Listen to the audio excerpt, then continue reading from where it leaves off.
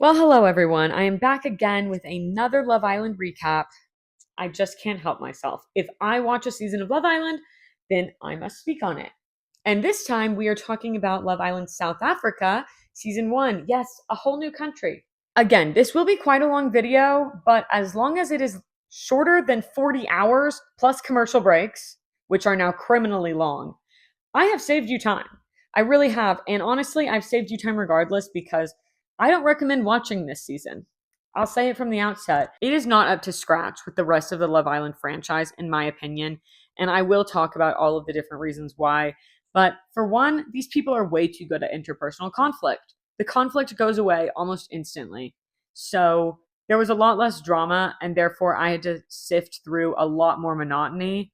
But I am bringing you only the drama, okay? So you're welcome. Also, the usual disclaimer that this is going to be full of my opinions, but my opinions on this piece of media alone, okay? I did not research what has gone on past this show, although I do know of at least one thing that is dicey, big yikes. But I don't want to talk about that. I want to talk about my thoughts on this specific season, my recap of it, what my opinions were as I was watching it, not these people themselves. We're just thinking of them as a cast of characters, in a sense. This is a time capsule. Of course, all of them had their good and their bad moments in the show, some more than others on either end of the scale, but we'll get into that. Basically, what I'm saying is this is not meant to be very serious. This is just a kiki and just a little chitter chatter and just a little gossip and a giggle. Okay? And as I have said numerous times, girls just want to have fun. Let me have fun. Let me. Will you let me? Okay, let's move on.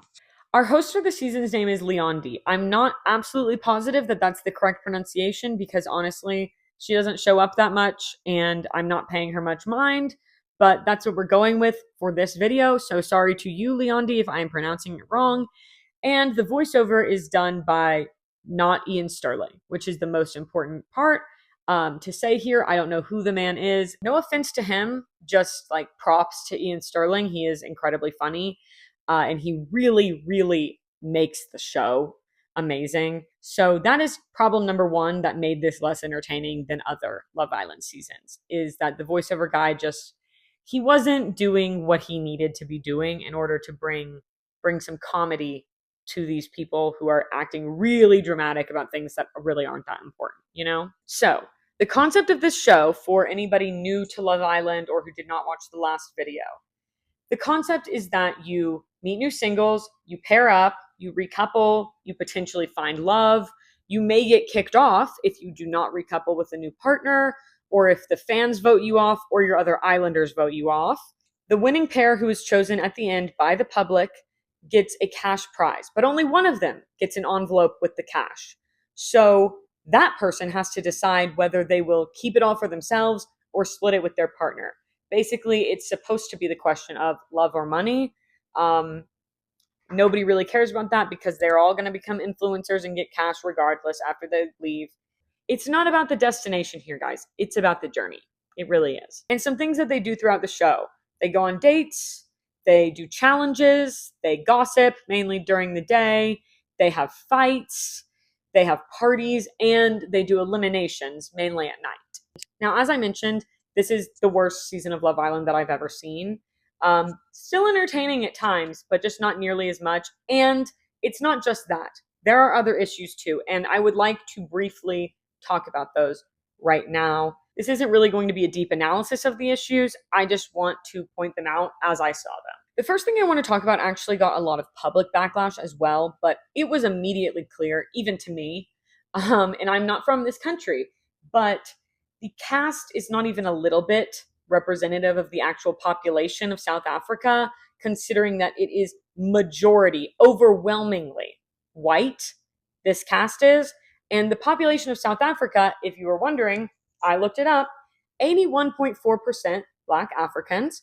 An additional 8.2% are considered colored, which is, I think, what we would call in the US mixed, 2.3% Indian Asian, and 7.3% white. 7.3% white. So yeah, very strange behavior indeed, okay? And obviously, South Africa, similarly to the US, has a big background with racism. I am not going to be sitting here and giving an entire history lesson on apartheid today. For one, I'm not the person that should be giving that lesson. Absolutely not. No credentials. But if that's the first time that you've heard this word, apartheid, please look it up. Please just give it a look-see, and things will be a lot clearer. Okay. Now, some other issues that are less serious. They mentioned technical difficulties on one occasion, but it must have continued to happen because parts kept getting cut out. Like suddenly they're jumping to the next morning and we didn't see the night, or they're jumping to the night and we didn't see the morning. And that's just simply not how Love Island is supposed to be filmed. I'm supposed to see every little bit of these people's daily interactions. So I did feel cheated in that sense. I hope that it was actually technical difficulties and not a deliberate choice on the point of the producers to leave me out of the loop constantly and the rest of the viewers, because basically I had to piece together what had occurred from conversations happening after the fact, and that's not nearly as much fun as seeing the actual event happen. I also get the feeling that the producers didn't have much faith in their audience and were telling the cast to speak in English only and not in Afrikaans or the other various African dialects that many of them know. And I say that because it seems like sometimes they're like struggling to say what they really want to say. And sometimes they speak in other languages and we get subtitles. And guess what? I was able to understand perfectly fine. So I would like to see more of that, I think. So yeah, I'm not sure if that's actually what happened. Maybe the cast wants to comment and say, Lulu, you're absolutely wrong. But it is what it felt like to me, and I did feel like it was a little bit of a roadblock to really getting their true feelings out there, and that's what I want. I want the true feelings. But with all that being said, I have got my Celsius here. I have got some voodoo chips over here, if you can see. I am ready. I am geared up. Let's start talking about the season. Okay, so starting off with the original girls that we have in the villa before the boys come in. First, we have Millie. Millie is 20. She's a communications major. She's kind of a party girl, pretty outgoing, a little hyperbolic, definitely, but we love a girl who exaggerates a little just for the fun of it all. She says she likes bad boys. She's also a little problematic. A lot problematic outside of this show, but like a tiny bit problematic inside of the show as well. Next, we have Erin. Erin is 22 and she goes to college in LA, which she says is such a vibe. And you can definitely tell that she's lived in America. She's kind of like girl next door, sweet vibes. Next, we have Thimna. God, I loved Gilt. God, I love Thimna. Okay. Thimna is 26. She's a sports massage therapist / trainer. She's kind of intimidating. She's very straightforward, kind of fiery, has very high standards. Next, we have Summer. Summer is 21. She's a Hooters girl, and she basically makes Summer and the fact that she's blonde and like a Barbie her whole personality. She's a Barbie looking for her Ken, and she's going to tell us that like 10 million times. But I will say she loves to gossip, and I love that for my entertainment. Finally, we have Rochelle. Rochelle is 23. She is a digital creator on Instagram, read influencer, and she is like fun, sassy, competitive, and she has also said that she has had a lot of extreme loves. Girl has been through some toxic shit. That's what I'm hearing. And now the boys come in one by one, and then girls are going to step forward for them if they think they're cute, and then they get to select a girl, any girl, even if she didn't say that she thought he was cute. But that girl can be stolen by another boy who walks in. It's kind of like a round robin. I would say that if I knew what round robin was, but I don't really. But anyways, it's a process and we'll get to it. First, we have Jay. And in showing you Jay, because I think it's really hard to see his face, I will say that I had to get a lot of these pictures off of their Instagrams this time around. It was pretty hard to find pictures of a lot of these people, honestly. I don't really know why that was. Maybe just because my internet assumes that I'm in the United States and it's really confused by me. Who's to say? But anyways, it's his Instagram photo, so I assume he likes it of himself. This is Jay. He is 23. He describes himself as determined, caring, and dedicated to his partners. Jay is super boring. Now, Millie steps forward for Jay, and he picks her because he really likes that she's confident and was willing to step forward for the first boy who entered. Which, to be fair, that is absolutely true. That is the confidence that not many have on any Love Island season. So next, we have Cage. Cage is this like selfie of him really makes me laugh. Anyways, Cage is 21. He is a former tennis coach. Yes, already at 21. Former. I don't know what he's doing now. But he's like arrogant, cocky, loud and proud. Those are the ways he describes himself, and he definitely comes off very cocky and arrogant to the girls. So nobody steps forward for him. However, he does just decide to choose for himself because he has no other choice. So he picks Summer. And honestly, Cage is really not nearly as cocky and arrogant as he says he is, or as they think he is. He actually is kind of like a whining and crying boy. You know, like his ego took a hit during this. Next, we have Assad. Assad is 24. He's a personal trainer, and he's a short king. I really like Assad. He's one of my faves. Both Aaron and Thimna step forward for Assad, and he chooses Aaron. Next, we have Ian. Ian is 24, and he is a law student getting his second law degree for some reason. I don't know why you need two, but maybe in South Africa you do. He is intelligent, hard worker, looking for commitment, looking for a girl with strong moral values. He kind of describes himself as conservative, so I think he's on the wrong show. And then he also has a Bible verse tatted on his pec. And I bring that up not because I know what the Bible verse says, because I absolutely don't, and I didn't look it up, but it's very large and it's one of his only tattoos, so just a note. Rochelle steps forward for him and he picks her. And then lastly, we have Durang. Durang is 22. He's a trainer. He is a Gemini, which he tells us right off the bat. He is happy, ambitious, positive. I don't love Durang. And Thimna steps forward for Durang and he chooses her. Incredibly smooth in terms of the first couplings. There was no stealing at all, which is crazy. And that just sets us up for what is about to be a super boring season. But again, I will give you only the drama, so this video will still be interesting. And also, I don't know if I mentioned this in the beginning, but all of these couples will now be sharing beds together in a communal bedroom, okay? That is like the worst part of Love Island, in my opinion. I would absolutely hate that with all my heart, but they all signed up for it, so that's what's happening. Okay, we have all the couples up here, and I've also put miniatures of whoever they're coupled up with under here so we can keep a record of their various pairings. I feel it's important. Maybe you don't care. This is my video. The first thing we find out is actually that Thimna and Durang already follow each other on Instagram. So there's a behind the scenes component here, although I don't think they had ever met in person, but clearly they both knew that they found each other attractive. And everybody is sussing out whether they're actually seeing potential with their partner or not, and honestly, all of the girls are extremely lukewarm about these men, if not outright disgusted. And they have their first nightly party where they play Never Have I Ever, which is basically just them going around in a circle and saying who they think is hot. Spoiler alert, they're all hot. They're on Love Island. So that one's a pretty short day because most of it was taken up by them coupling up. In the morning, we learn that Durang, actually a bit of a bad boy, and also a previous cheater. But would it help you to know that he was so hurt when the girl that he had an affair with turned around and did the same thing to him?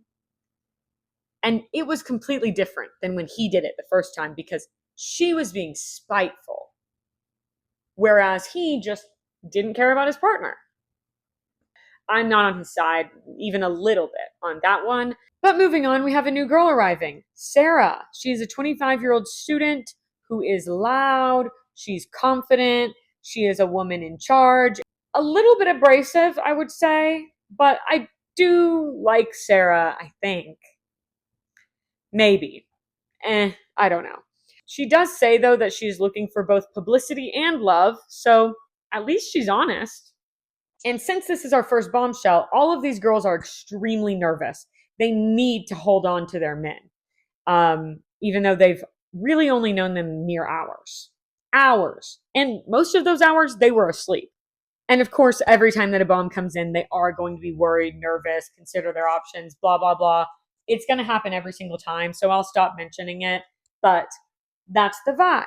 Sarah gets a champagne date because she's the new bombshell, and she chooses Durang. Uh-oh for Thimna, although does she really want him after hearing he's a cheater? Meanwhile, Assad, who is currently with Aaron, is actually vaguely interested in Millie. But like vaguely. I mean, they're all pretty much vaguely interested in each other. They just met. But just thought I would mention it. The one person who is not vaguely interested in anybody else, Cage. Cage is absolutely desperate for Summer to immediately commit to him. He wants and craves her attention like a newborn child with their mother. He is truly obsessed and kind of talking shit about how she won't commit. She doesn't care. She doesn't care one bit. She's never been in a relationship. And this is day 2. So the chances of her committing, they're low. And when night falls, it's time to party once again. So they are all acting like they're clubbing, even though there is a solid 11 people here. So picture the weirdest, most uncomfortable house party you've ever been to. That's what I assume the vibes are actually. But they try to make it look like a nightclub.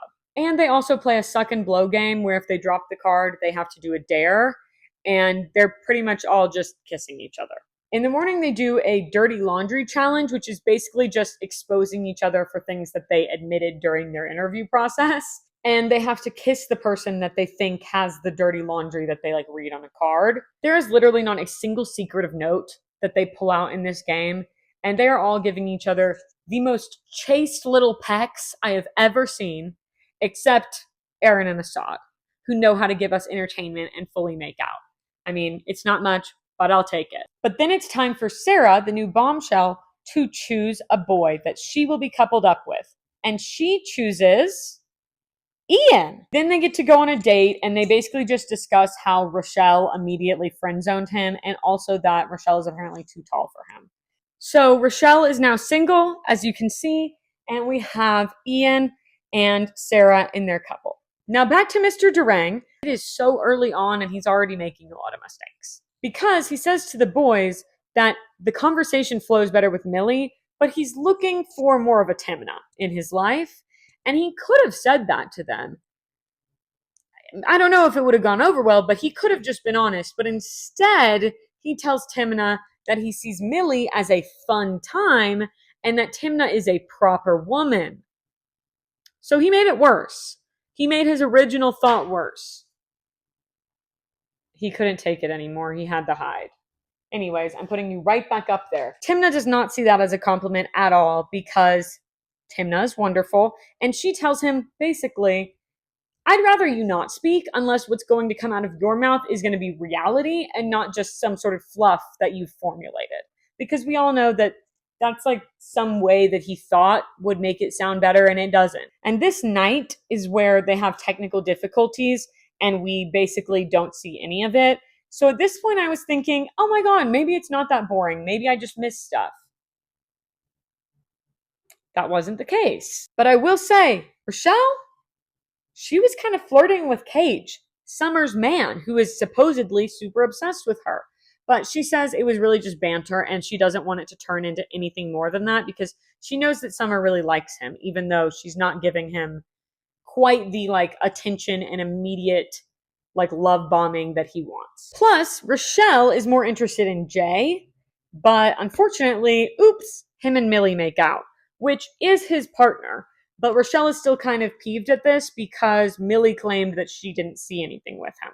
And speaking of Millie, the boys have noticed that she is super flirty, and so they've started calling her a dribbler because they think that she's after all of the guys. But in the morning, at the girls' debrief, Thimna does mention to Millie that Durang said that she's like a good time girl, to quote Lisa Barlow. But that's not intended just as a dig at Millie. Thimna and Aaron, they do not trust this man Durang, not one bit.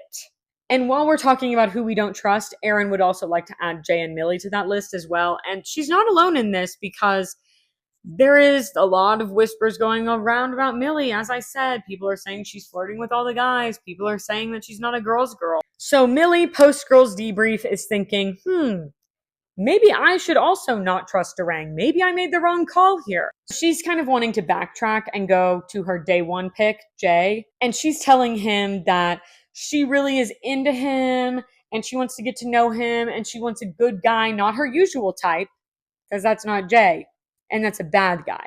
Jay's a good guy, and that's what she wants. Jay is interested because he says that the conversation flows really well and he doesn't feel as judged as he does with Rochelle, who is very conservative. They say conservative a lot, and I want you to not think about what that might mean in the United States of America, because I don't think it means the same thing, or at least I'm not getting that vibe. If you're from South Africa and you're watching this, give me any insight you can in the comments, because I would like to know. But unfortunately for Millie, Jay is still interested in Rochelle despite the conservatism. And he is a little bit suspicious of Millie due to the Durang of it all. And speaking of Durang, the boys also confront him in the morning and tell him that the girls are really not into this behavior of his. He's gonna need to pick a girl and stick to it. And that is coming up on him real quick because Thimna and Millie have already formulated a plan to confront him together, which I love. I love a double girl confrontation. One of my favorite things, but a big yikes for Durang. And he is bumbling through this conversation, can't get through it. But we don't actually get to see a resolution of this conversation and to the conflict as a whole. We just see that Durang is trying to get everybody back on his side. I wish that if they were going to resolve things, that they would at least show it to us. I really wish that. Cajun Summer chat because she's kind of worried that he's about to change his entire personality just to get her to like him. And she's never even been in a relationship before, so she's nervous as is. But he's like, no, I'm just me. And also, I really like you. Let's kiss. So they do. At night, we get a cocktail party and a new islander. Dun-dun-dun! Xavier. He is 21 and he knows our very, very special Mr. Durang via rugby. Maybe there's something about rugby that makes these boys turn sour, because I can tell you right now, I don't like this man. I initially thought I did. He's another one who fools you. He will fool you. Oh, and he also knows Erin from some sort of nightclub encounter in which all of her friends were like super obsessed with him. Also her, but she's not going to say that out loud. Come on. And they were also trying to guess his race. I mean, whatever. This isn't my culture, but I can tell you in the US, I think that's extremely off. He's into Erin regardless, though. But he goes on a date with Thimna because that was what was voted by the public. They want to see her get away from Mr. Durang. But the entire date, they are really just talking about Durang. There was a lot of mentioning this man for somebody who wasn't at the table. But back in the villa, Durang is trying to backtrack with Millie and tell her that they're just friends now. And that's what they decide. Plus, in the morning, he decides to make Thimna breakfast. That is a sign in Love Island that you are deeply sorry and you really hope they take you back. He really hoped that that would fix the whole thing, but all I'm seeing is a lot of empty words and actions. It doesn't really seem like there's like real feelings behind it, and Thimna doesn't think so either. And because she is not seeing anything with Durang, she goes ahead and tells Xavier, hey, I'm actually completely open to you. But he's pushing her back towards his friend Durang. And that's probably because Xavier is really hitting it off with Erin, partially because they're both from Cape Town and they kind of have the same dialects that they're using. They just get each other, similar culture. So when he gets an opportunity to pick a date and not have it voted for him by the public, he chooses Erin, with all respect to Assad, of course. Erin is also trying to be respectful to Assad, but honestly, it's very much giving, I'm super into Xavier, but I don't want you to feel bad about it, so I'm going to act like I'm not excited at all for this date, even though I'm thrilled. And she is definitely trying to pull some emotion out of Assad. Like, she wants him to either be obsessed with her and fight for her, or really be like very jealous and bitter so that she doesn't feel bad leaving him. But he's not going to give her either of those. He is just going to absolutely chill. And her date with Xavier does go very well. They are extremely flirty with each other, but at the end of it, she tells him that she likes Assad. And basically, she just wants Assad to show that he's really, really into her and give her more physical affection. Fat chance of that. Summer does try and give Assad a heads up on this. He does kind of attempt to reassure Erin, obviously not with physical affection, which is what she specifically asked for. Why would he do that? But he does try and reassure her, and he's feeling very confident about it. So I guess we'll just run with his confidence, and we don't have time to think on it either because we need to gather around the fire pit for truth or dare. Aaron makes out with Assad, Ian and Sarah kiss. All of the rest of it is just fluff. And then afterwards, Aaron and Assad and Cajun Summer have like mirror conversations about physical affection because Cage and Aaron really want it. That's going to be their love language right there. But Summer and Assad, they're not able to give the level that they're asking for. So there's a conflict there. Cage and Summer kind of resolve it. Aaron and Assad, not so much. The next morning, we have some people working out and then some other people working their mouths, doing a lot of gossiping, which, of course, I love. Ian isn't really into Sarah, even though they just coupled up, but she chose him, remember? He wants a girl who's more conservative, whatever that means. He just doesn't think that she's a taking home to parents kind of girl. I think she's acting perfectly normal for a show like Love Island. So I don't know what he's looking for, but perhaps not the show for him. I think I already said that, but it's true. Meanwhile, Erin is crying because everybody is discussing her impending decision between Assad and Xavier. And she's like, why would people not just talk to me about it? Because I also need help deciding. Help me. But it's too late because that night they're doing their first recoupling. Summer and Cage stick together. Millie and Jay stick together. Sarah chooses Assad. Maybe she didn't like being told that her personality isn't conservative enough. But she does say it's just friends.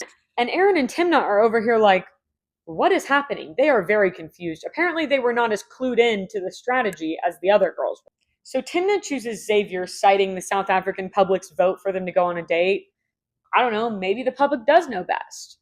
And that leaves Ian and Aaron, which she's kind of okay with because they are definitely bestie vibes. So if you're counting, we now have 3 friendship couples, which is odd. And the guys are lamenting that all of the girls are so closed off, which, as I said in the beginning, they're not wrong. These girls are not that into them. But maybe they would be a little bit more open with 2 new Islanders. Chris, 21, student and fitness model. I did choose this photo of him. I just thought it was absolutely hilarious. There were other options, but this one gave me a real good giggle, and he is one of my favorite boys, if not my favorite, honestly. And we also have Libho. He is a 23-year-old student and rugby player. So many rugby players for some reason. They did him wrong in his intro video. They had water going all in his face. His eyes are twitching.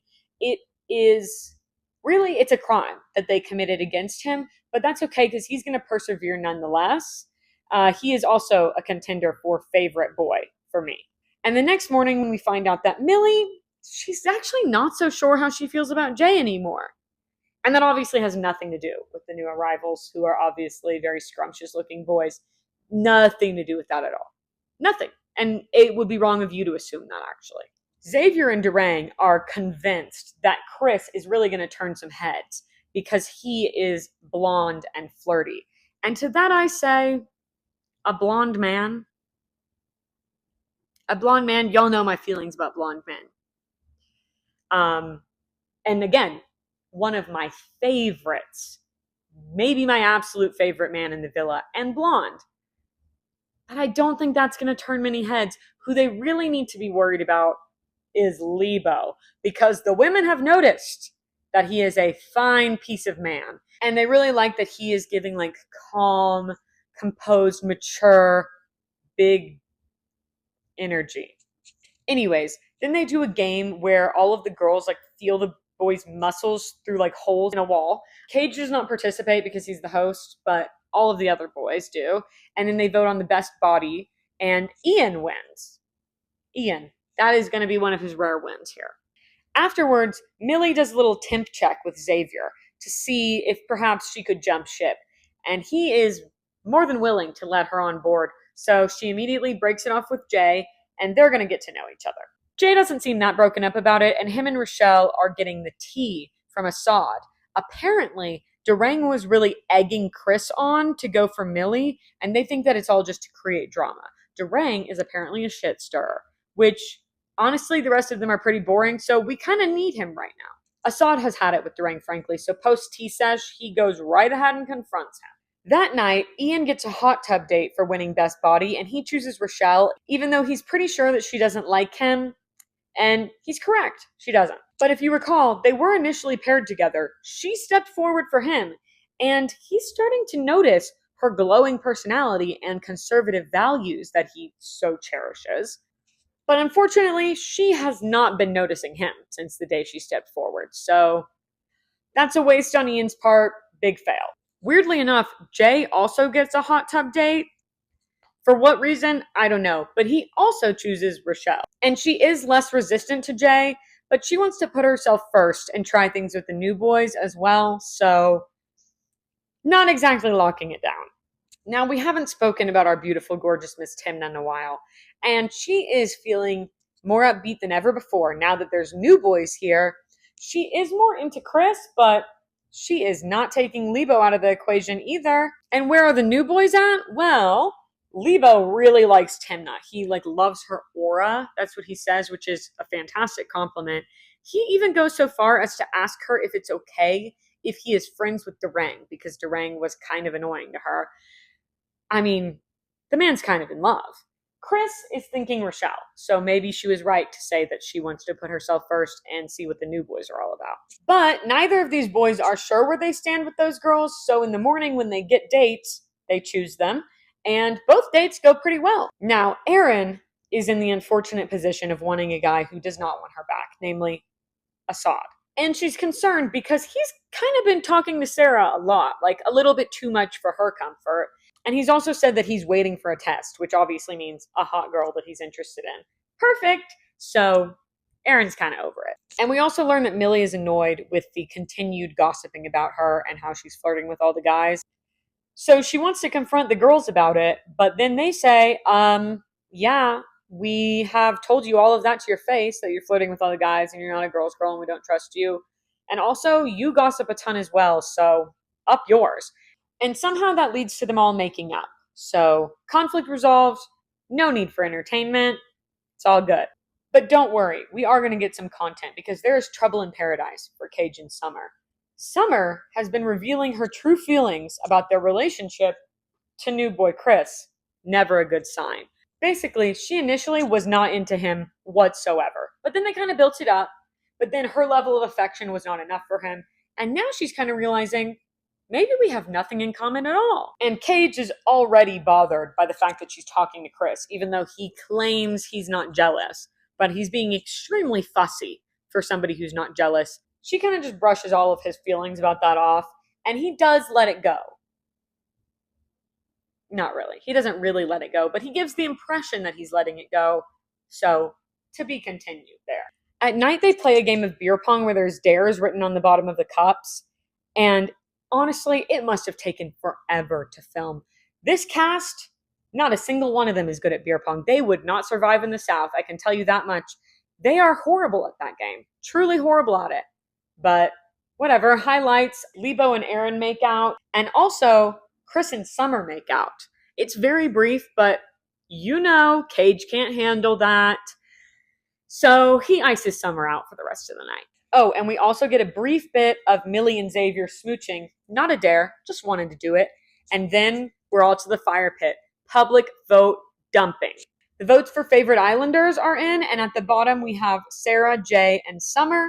And the public chose Jay to go home. Everyone is so shocked and confused. He was such a great guy.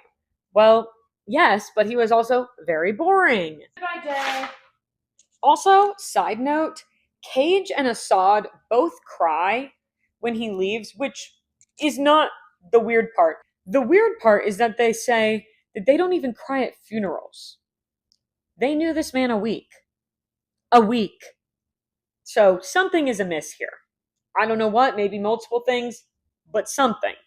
That night after the dumping, Millie and Xavier spend their first night together on the couch, and we see that Assad and Sarah have a little tumble in the sheets, shall we say. So I guess Erin was right to be concerned. They do kind of have a thing going now. Of course, we didn't get to see any of that, but now we know. In the morning, Sarah does tell a few people about it, and she does imply the full story occurred. They read the whole book, shall we say, but she doesn't outright say it. However, once Assad finds out that she told a few people, he goes ahead and tells all of the boys at once, seminar style, and they all high five. Obviously, Sarah sees this because she's like 10 feet away from them, and she is not pleased at all with the whooping and the hollering coming from the boys section. She does confront him about it, although she tries to pretend like she's like kind of fine, even though she's clearly not fine. Girl, just yell at him. But luckily, after all that Assad stuff, Aaron is ready to move on. In the afternoon, they do a hula hoop challenge. It's so stupid. And then they go to the fire pit and they have to all go around and say which couple they think has the best connection, and that couple gets to go on a date. And everybody chooses Cage and Summer basically just to force them to figure their shit out. So, not the most flattering and not really the point, but a date's a date. And on that date, they argue about all of the same old shit. They don't have the same love language. She wants to talk about stuff outside of the villa, and he only wants to kiss and cuddle, and she needs some space. And round. It barely even makes sense, and then I swear to God, they cut directly from that with zero resolution to them laughing and kissing. What is happening? When they return, everybody else is ready for the night, and Chris pulls Cage aside to ask him how the date went. Cage thought the date went great. I don't agree, but Cage thinks it went great, and they want to be together.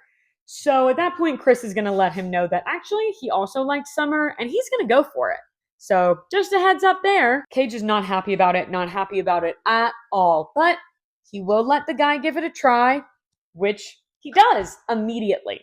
Summer is very shocked by this, but also pleased because he's the kin to her Barbie, at least in theory. And they do get along very well, at least much better than they do with the current people that they're interested in. So that may be happening now.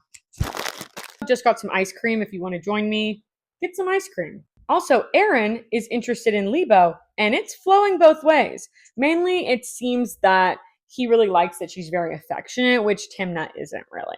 Thimna does reassure him that she does like him, but she's also not going to be pissed if he chooses Aaron, and Aaron does the same. She won't be pissed if he chooses Thimna. They're besties, and no man will change that. Meanwhile, Summer now has to tell Cage that she is going to explore things with Chris. He doesn't explode, but you can see that it's happening under the surface. Basically, he says, that's fine if you want to get to know his personality, but if you start getting to know his lips, I'm done, okay? So just know that. Honestly, I do think that's fair enough, but he is very much giving middle school boy vibes in this conversation. But maybe that's just the way he looks. I don't know. I can't explain it, but it's true. On the other side of the love triangle, because we kind of have two interconnected right now, Chris needs to tell Rochelle that he's interested in Summer. He does say he's also still interested in Rochelle, but if she likes him, she needs to start showing it. He literally tells her that she's friend-zoning everybody, and she does agree with him, but I don't think that that's going to change it. Erin decides that she should chat with Sarah and just reassure her that she doesn't mind that her and Assad are together now. She's completely over him. But also, maybe don't screw in the bed adjacent to me, if that's all right with you. Sarah is very apologetic, and she does feel bad. But at the end of the day, the girlies are just being sweet to each other. They're being sweet. At the same time, though, Erin also tells Sarah about a joke that she heard Assad making, because apparently her and Assad are both vegan. And he said something about, like, maybe that's a sign that they should get back together. That's not exactly what Sarah wants to hear. She does say it was a joke. She reiterates that, but not very funny to either of them. And clearly not very funny to Assad anymore either, because he is pissed that Erin is talking to Sarah about this. He's telling Erin that she's talking shit and she's trying to convince Sarah that he's going to screw her over. It's really only making him look worse. And Sarah just like gets annoyed and walks off, but obviously not that annoyed because they are getting into it in bed once again that night. In the morning, we're all going to try and sort out our issues. Summer is conflicted. Cage is sad. Erin is sad about the Assad situation, and also because she thinks that Libho will probably choose Thimna. Sarah is confused and annoyed because she keeps hearing different stuff about Assad and whether he likes her or not. Assad is annoyed by Aaron and Sarah and everybody talking about things. And Libho is conflicted.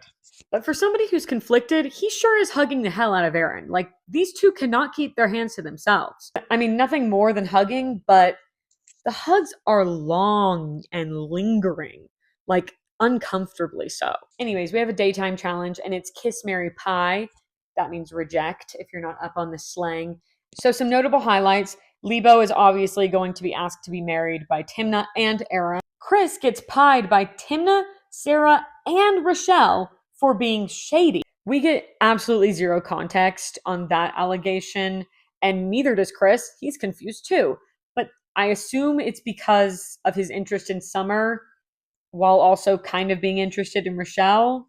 Thimna is kissed by Libho because he hasn't kissed her yet, and he did already kiss Aaron in the challenge, the beer pong one. But that means that Aaron is going to get Libho's Mary. Sorry, Thimna, that is tough. And you don't deserve that. My lovely, lovely girl, GILT, God, I love Thimna. That's all of the highlights that I could show you because they didn't show us everybody's choices, and I do have beef with that. I do. Let me see them all. Release them. You have one day. One day. Release them. I truly cannot stand that they don't show us everything, and here's a great example of that. At some point during the night, Summer apparently tells Cage that she's going to the bathroom when he asks to have a chat with her, but then, surprisingly, she is found in the corner kissing Chris.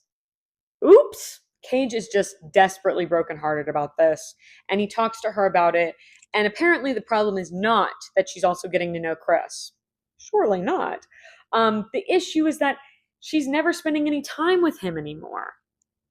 And that may be true. It's hard to say because they don't show us everything. But regardless, he's obviously just hurt that he's become the second choice very clearly.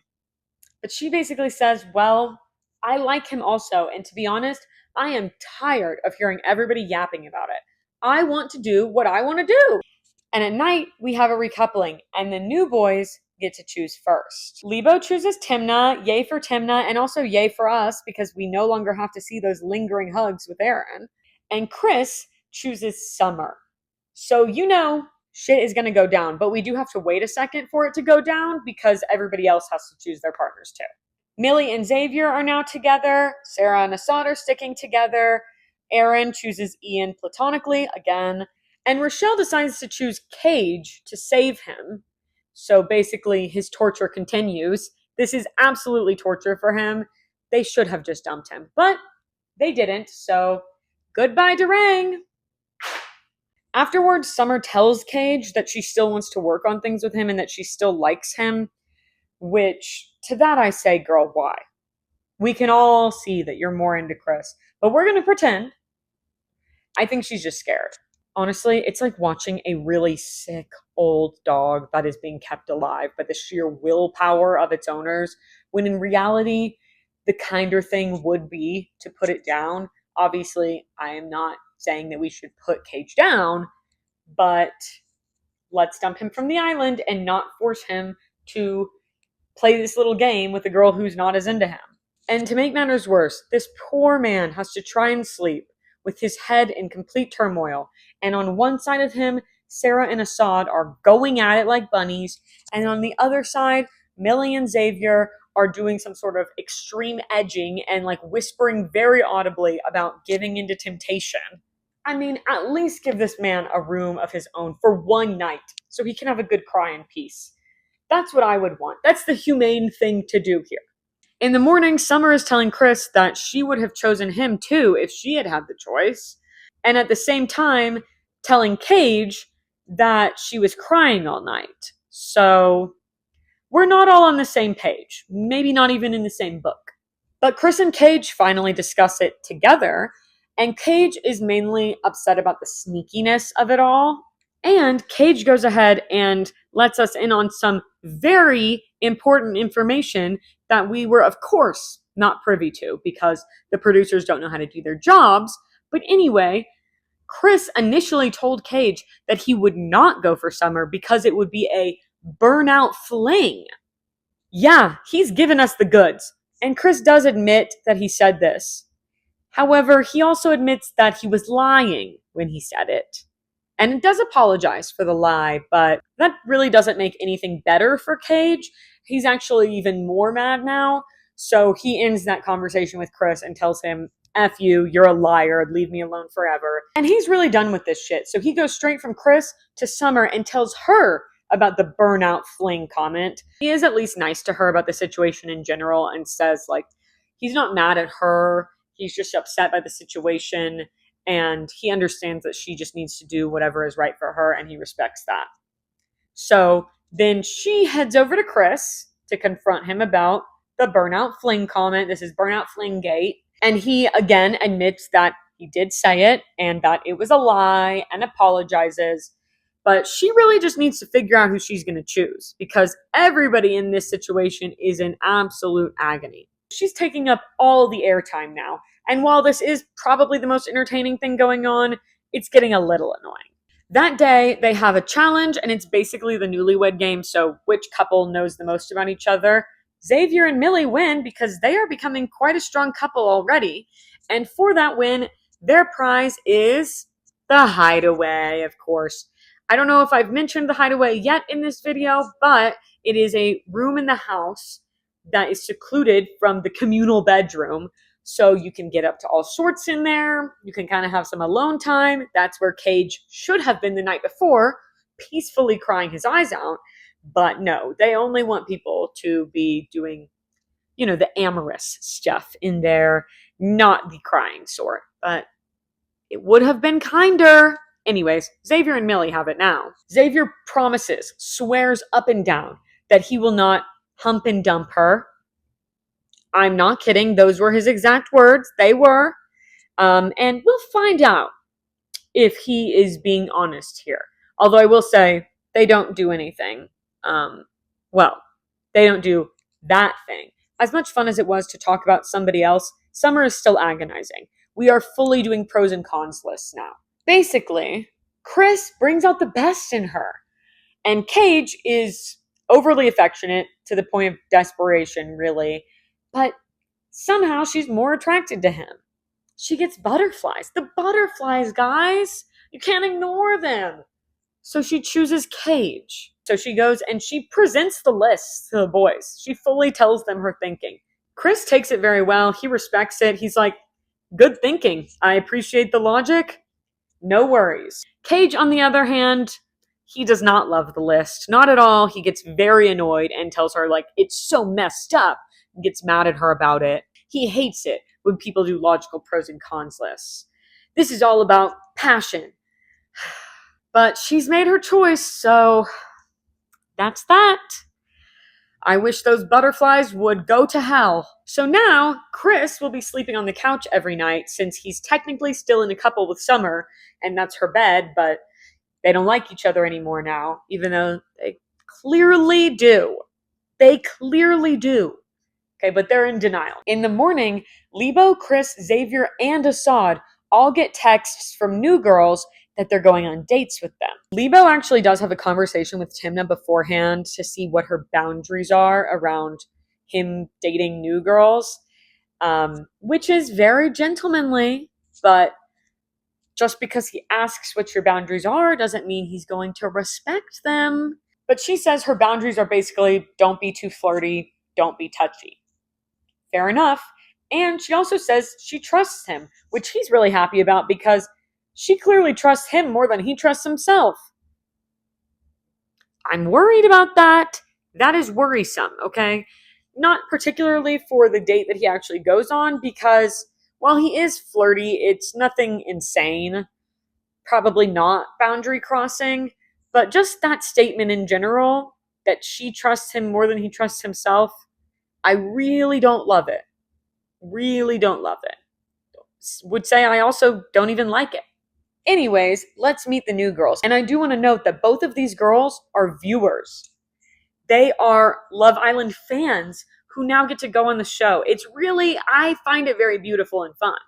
So first we have Tyla. She is 21 and an actress, and she chooses Chris and Xavier. And we also have Tanya, who is 24 and owns a hair company, a small business queen. She chooses Libho and Assad, so she also has good taste. However, the printer absolutely butchered this photo of her, and it looks like her eyes are like the void. Don't let this fool you, okay? She's a gorgeous gal. I'll put a picture of her on the screen so you can actually see her, but we have Pixel Tanya for the purposes of this video. It is what it is. As I said, Libho was kind of flirty, but nothing crazy. Chris was super awkward on his date. Sorry to him. Again, one of my favorite boys, but he wasn't doing very well at it. He wasn't. I think that's fair to say. Assad's date goes okay. He's open to it. But Xavier, not so much. He makes it very clear that he's really interested in Millie. When Libho gets back from his date, he tells Thimna that he would like to also get to know Tanya. He also is telling her that Tanya is a carbon copy of her and stunning. I'd slap him across his face. I would. Luckily, Sarah does strike a little bit of fear into his heart by telling him that if Assad wants to get to know another girl, she'll let him, but she's not waiting around. And Thimna probably isn't either. Guess you better choose. Meanwhile, Thimna is telling people that she might lose her shit if Tanya starts getting touchy with her man. Yeah, you didn't know it was that serious? Me neither at the time, but it is. And what Thimna wants, she should get. GILT. God, I love Thimna. Millie's strategy, on the other hand, is to keep her enemies close, play it cool, and kill them with kindness. What's the Selena Gomez song, Kill 'em with Kindness? I don't know. I never listened to it, but I'm loving Bluest Flame. When they return, Assad and Xavier do reassure Millie and Sarah, though, and say they're not as interested in the new girls. And then at night, they play a game where they are ranking each other on various things and then seeing how the public perception matches up to that. The way not one of these things was of interest. And also, to make things worse, not a single one of those rankings stirred up any feelings from anybody, didn't stir up any drama. Pointless. That's what I'd call that game, pointless. But we do get an admission from Libho that he's still kind of looking at Aaron out of the corner of his eye. So that's 3 girls on his mind. Get your shit together. Get it together right away. I gotta say, I am not Libho's biggest fan. I may have said earlier in this video even that I thought he might have been one of my favorites, but looking back, no. Because actually, like going back through all of this in quick succession, I was right to question him.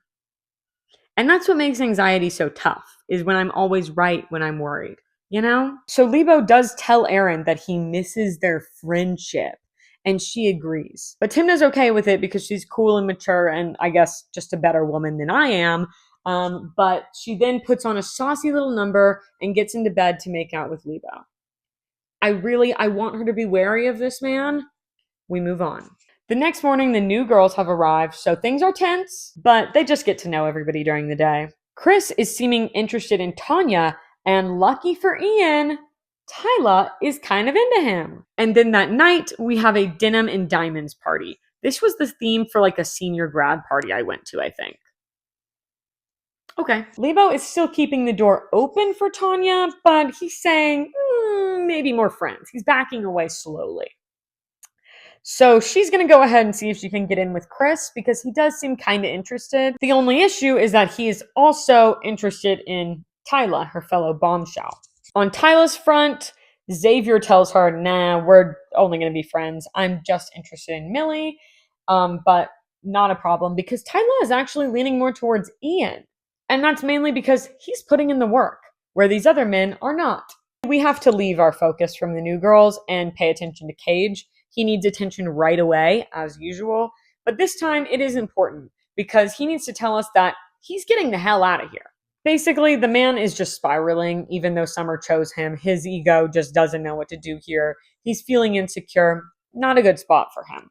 Unfortunately, he failed to tell Summer before his announcement, so she doesn't take it very well. She's pretty upset, but he does tell her, like, if you're still interested in me when you get out, I'll be waiting. And then he literally pieces out immediately. Man doesn't waste any time. So what the hell is Summer gonna do now? She certainly has no clue. No clue at all, because she rejected Chris. Maybe that was a bad move, especially since I know for a fact that you like Chris more. Well, I don't know it for a fact, but I'm never wrong, as we all know. Famously, I've never been wrong in my life. The boys, however, think that Cage leaving was really all for the best because those two were not a match, and they were never going to be a match. And for them to be so delusional to think so, I mean, come on. But even though Summer is sad, she is weirdly not the one crashing out the hardest. Sarah is. Why? That's a great question. Because she was not informed that Cage was going to be leaving, and she thought that they were better friends than that. And then she discovers that Assad was told, like the only person that Cage told was Assad. But she's livid that Assad didn't share the information with her. Okay. But Assad is pretty upset with her too, because instead of like asking him how he was feeling about his best friend leaving, instead of comforting him and being there for him in that moment, she decided to isolate herself because she was pissed that he didn't tell her. And that really just was not a good choice. So they do briefly fight about it, but they solve it. And then they all go to bed. And Chris decides, you know what? As long as Cage is gone, I'm getting back in my bed with Summer. Not for adult activities, but just because that is his bed. He was only sleeping on the couch out of courtesy to Cage. Also in the bedroom, Assad is not interested in hooking up with Sarah that night. So she's going to go ahead and be pissed. In the morning, Assad discusses it with the boys, and he decides, she's giving physical, but she's not giving any emotional, and I don't see that happening anytime soon, given everything that happened last night. So I think we're going to need to just leave that there. And honestly, I support him in that decision. Sorry, I realized I never tore up Cage. Bye, Cage. Meanwhile, the new girls are both interested in Chris, but they're also kind of suspicious of him, and they're both kind of feeling in competition over him. So, weird vibes. Tanya gets the lowdown on Chris from Rochelle, who, if you recall, was in that love square with Cage and Summer and him, which only makes Tanya like him less. So honestly, she's not sure what to do at this point. And even though there are two new girls plus Summer and Rochelle, Chris is feeling very much lonely boy vibes, and he's not wrong to feel those. Meanwhile, Assad decides to officially break it off with Sarah because he's really just not getting that romantic emotional substance that he wanted, so she's devastated. Also, the boys are telling Ian about how Tyla was feeling kind of in competition with Tanya over Chris. So Ian is feeling like perhaps he's the second choice, which he refuses to be. So he's going to take a step back from his pursuits and just see what kind of moves she makes on her own time. And then we do a kissing challenge. Boys have blindfolds and headphones, and we see which girl is the best kisser. Some highlights. Chris knew it was Summer kissing him just by her kiss alone, and he said that shit out loud. Kind of cute because they clearly like each other, but again, we are in denial phase. Rochelle hadn't kissed a single boy past like a tiny peck, so she went ahead and did her big one here and got second. Yes. Miss Millie was our winner, and she got rave reviews from everybody. Tonight, we are doing a fire pit recoupling and dumping. There's been a public vote for favorite islanders, but we don't have to worry about the boys because Cage went ahead and dumped himself. As he should have. He knew the right thing to do, and I appreciate that. But the bottom two girls are still in jeopardy, and that is Summer and Sarah. However, the Islanders are going to decide who they want to save by individual vote. Assad actually does vote to save Sarah, which is a nice gesture considering he broke her heart. But every single girl votes to save Summer, and they all cite conversations that they've had with both Summer and Sarah. They all think that what is best for both of them based on those conversations is for Sarah to go home. So with very few votes, Sarah is dumped, and she does say they all made the right choice because she was ready to go. I realized that I may have just said that it was a recoupling and a dumping. It was only a dumping. And another thing that I realized I just left out is that Chris voted to save Sarah, aka dump Summer. Yeah. So they have to have a conversation about that afterwards because Summer thought that they were best friends. What is happening? I don't know, Summer. Do you recall when he like really put himself out there and told you he liked you, and then you put him through a whirlwind and chose Cage instead in the end, even though he was clearly the better choice and you clearly liked him? That might have something to do with it. Just a thought. After all of that, do you really think y'all are besties enough to earn that loyalty? Come on. I think no, and the boys agree. They think that Chris chose to save Sarah and dump Summer to prove to himself and to everybody else that he's really over her, but nobody believes him, especially considering that there's 2 new girls here and he's still spending the majority of his time with Summer. It's not adding up, Chris. Chris does apologize profusely to Summer. He is absolutely dying for her forgiveness, and she does give him that at least. The question really is, could something happen between them now, finally, since Cage is out of the picture? I don't know. It depends if Miss Tyla gets her way, because she's still interested in Chris, as well as Ian, but mainly Chris. In the morning, we check in with Assad, who is now single, and guess who still kind of likes him? Aaron! Apparently, she did say when they broke it off at the beginning that if she couldn't be with him, she would just leave, and she hasn't left. So clearly she had a morsel of hope. She was just lying low. Kind of a weird thing to say, by the way, about somebody that you only knew for like 5 days, but whatever, none of my business. I guess you really felt a connection. Not one that he felt, though. And Assad is definitely aware that she's probably still interested. He's just not sure if he wants to act on that. Checking in on Chris's mini options, Tanya has completely given up on Libho at this point, so she's about to go in hard for Chris.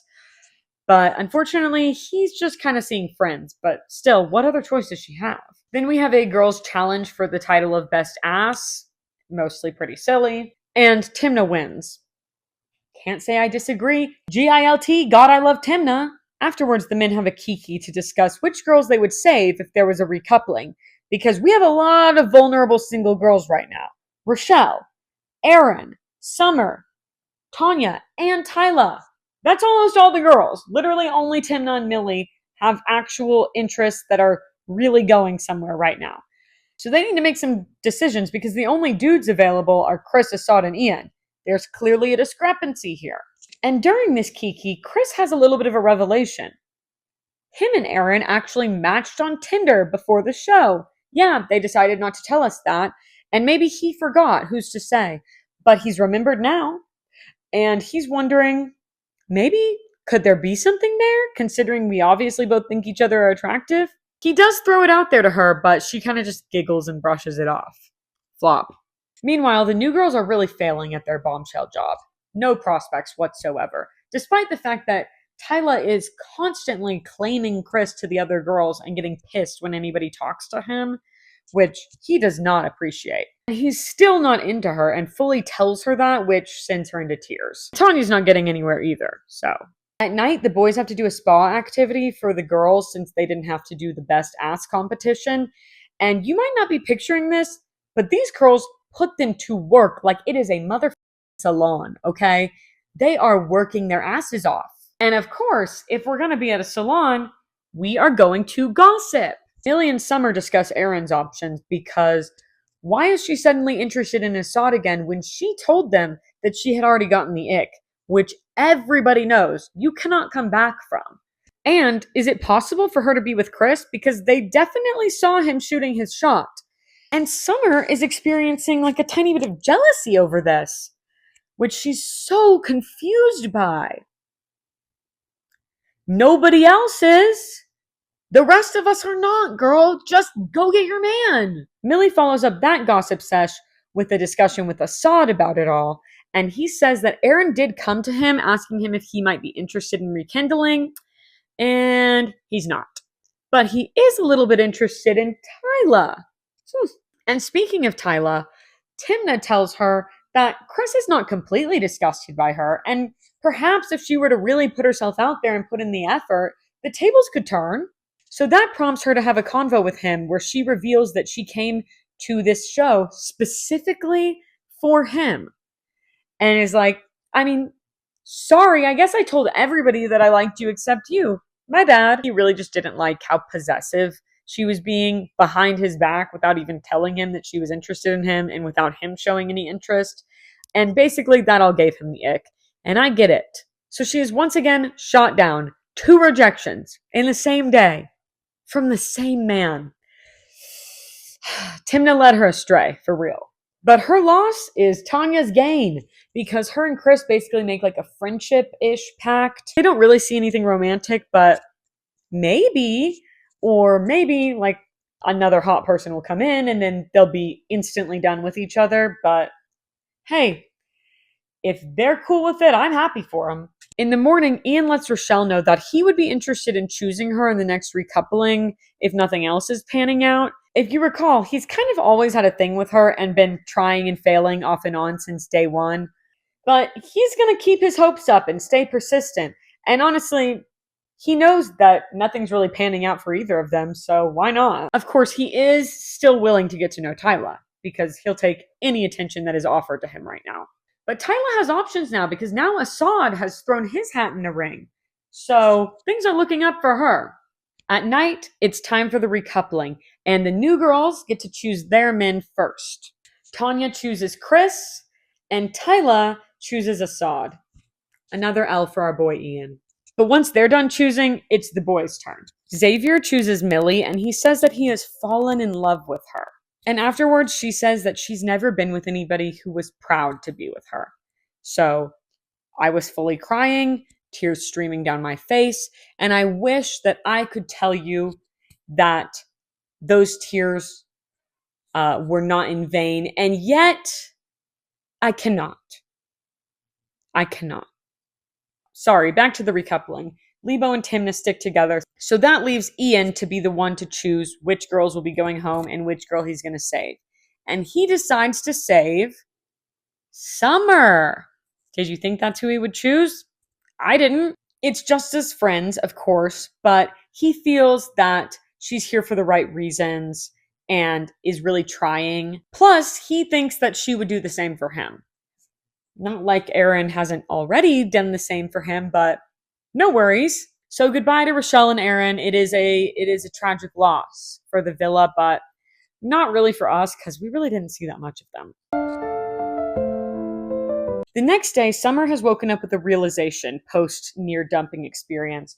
And that realization is that she can no longer waste her time here. And also, could she maybe still like Chris? Well, we're all shocked, of course. She's going to linger on that for a day, and during that day, our islanders are going to have some mini dates, namely Assad and Tyla, who establish that they're interested in each other, but they're going to go really slow. Really slow. So they're just friends, really. However, these two, Thimna and Libho, they are really progressing, and to reward them for that, they get the hideaway for the night. Two big things happen there. He says, I love you, and also he goes downtown. Whoa, it's moving fast. Anyways, the next day, Summer is ready to reveal her potential feelings to Chris. And he's not surprised, like not even a little bit. But he hits her with the, I just don't want to ruin our friendship. Everybody is confused. Everybody. What's the deal, Chris? Seriously. We may never know. But the boys are going to go out for some bro time, which means that there are certainly new islanders incoming. And the first ones we see are two new boys. First, we have Jamie. He is 25 and he is an auctioneer. I could have sworn he was a youth pastor, but he is actually a contestant on Love Island South Africa. And we also have, Josh. Josh is 23 and he is a supply chain management student. The girls are ready to chat, ask them some get to know you questions, but Jamie's like, enough with all that. I'm interested in Millie and Tyla. And so because he did that, of course, now Josh has to also reveal who he's interested in. And initially that's going to be Thimna and Tanya. And then they do one-on-ones with like every single girl basically so that they can truly explore all their options. Also, I just need to note, because it was so apparent in this particular episode, they all say the word flippin' so much. Everything is so flippin' this and flippin' that. It's like being around a bunch of fifth graders who want to cuss so badly, but they can't. And I do not understand it. I mean, not my culture, not my place. I get it.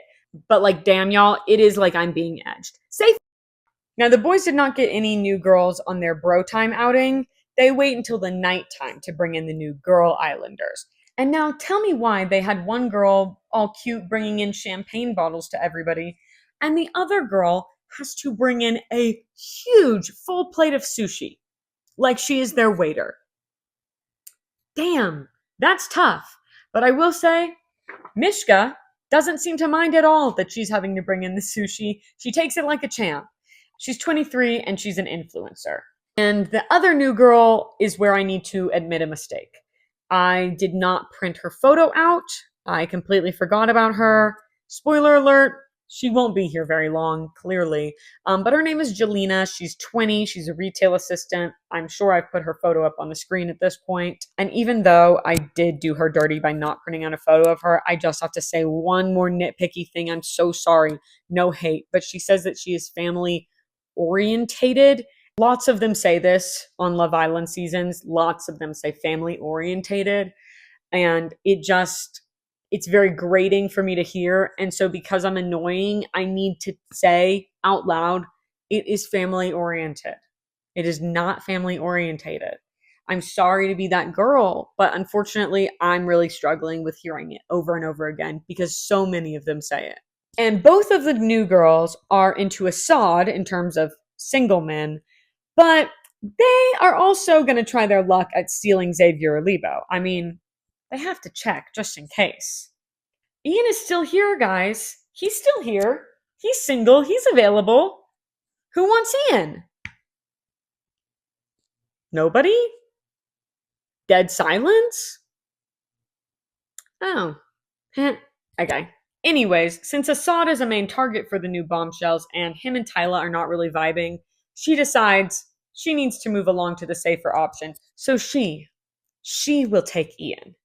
When I heard dead silence, actually, she was out there raising her hand very timidly, not that interested, but she'll do it. She'll move along to Ian, and she lets Assad know in the morning. He's not too broken up about it. And that next day, all of the girls get to go out with the new boys on like a day date. So we're basically doing Casa Amor light. In other seasons of Love Island, not in the last one that I reviewed, UK season 2, and not in this one, they do Casa Amor, where they separate them into 2 separate villas for like 3 days with a whole new set of people of the opposite gender just to see if they'll cheat, which they always do. The men. The girls increasingly stay loyal and the men increasingly cheat. It's harder to watch every year. Anyways, that aside, they're doing like a light version of that where it's just a day that they're away from each other. So the girls are out with the new boys and the boys are back in the villa with the new girls. And while it is not 3 days of Casa Amor, I will take the drama that I can get in this particular boring season. And we do get some because Xavier is talking to Mishka and he's all like, I'm nervous. And she asks if he's set on Millie. And this time he says, I don't know. And Mishka is also talking to Libho. And he's a little bit flirty. Little Miss Steal Your Man over here. And like, it's not her fault. It's not her fault you're like in love with her. Like, look at her. Yeah, I get it. I'm understanding. And that's, she's just doing her job. She's the bombshell. And to be clear, both of the girls are talking to Libho and Xavier. Mishka's just more confident. She's giving it her all. And she's getting somewhere, whereas Jelena, not so much. Just like Jelena the ship, going nowhere. But you know what? You always keep an eye out for Selena, just in case. And it is interesting because both of these men have said that they are falling in love or are in love with the girls that they are currently with. And yet, the minute that they find themselves flirting with a super hot girl, they're not sure anymore. I'm really going to need them to get a new definition of love. I'm really going to need them to reconsider what they think love is and what they're telling these women, because it is devious. I mean, at least Xavier is willing to admit that perhaps lust clouded his mind when he told Millie that he loved her. It doesn't make it any better or any less devious, but at least he can admit it. Seriously, I've seen this show so many times. you would think I would be numb to it, but I am still so pissed off every single time at the way that these boys behave. They're so predictable. That's the thing. They are so absolutely predictable, and I loathe every single one of them. Okay? I do. Because why are they acting that way? And when I say I loathe every single one of them, I am referring to the ones who behave badly. I mean, some of these men are completely innocent. Chris hasn't done anything. Ian has definitely not done anything, as much as he probably would like to. When the girls get back from their day out with the new guys, it does seem that Libho is going to just retreat back into Thimna's loving arms. But Millie immediately catches on to Xavier's bullshit and has a conversation with him. And you would never believe it, or perhaps if you were me, you would very bitterly, but he wants to get to know Mishka as well. And he says it like it's no big deal. No big deal at all. But clearly there's shame. Like it is visible on his face. But he's going to gaslight her and act like there's no reason at all for her to be upset. It's literally not a big deal, guys. He only told her he loved her and that he sees her as his girlfriend and that he would leave with her. He kept it so casual. How can she be mad? He also claims that he's been questioning if their lifestyles align for many days now. And I can't say for sure that that's a lie because I wasn't there. And as we know, the producers do not share with us. But my bullshit detector is certainly going off. At night, they do sexy charades. We do get some kisses. Mishka and Assad, Ian and Tyla, Josh and Tanya. And on top of all of that, Chris splits his pants, which is absolutely amazing. Then the girls group up to chat, and they really want Mishka's tea on what Xavier is up to, which she is more than willing to give. She might be Miss Steal Your Man, but guess what? She's also a girl's girl. And luckily Millie is too, so she's not mad whatsoever when Mishka tells them about how initially Xavier did shut her down, but once they entered the speed dating round, he did not do so well. In fact, according to her, they were most certainly vibing and the energy was different. It could be worse, but that shit still hurts. And then Xavier strolls into that girl's chat like a tactless fool, which he is, to talk with Millie and pull her aside for a conversation. And she reads his ass immediately. She's like, if you're into her, you're into her. You can just tell me that. You don't need to feed me bullshit about how you've been questioning for days and days because we all know you were not. And also, I love you. You should be in the Disney movie Big Fat Liar. But then, unfortunately, she says also that she really does love him and she doesn't see herself with anybody else. And these girls always do this.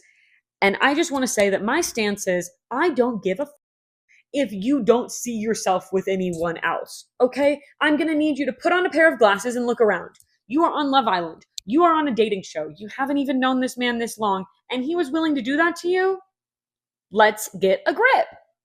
But since I can't actually get a hold of these people to tell them what to do in every scenario, we will have to settle for what she chooses to do, which is just have Xavier sleep on the couch while he contemplates. In better news, that night, Chris and new girl Jelena kiss, Summer and new boy Jamie kiss, and Ian gets a makeout sesh with Tyla. And all of those things happen outside of sexy charades, in real life. Is Ian finally starting his Love Island journey? We'll see. In the morning, Xavier is still set on getting to know Mishka because, according to him, he and Millie do the same thing every day.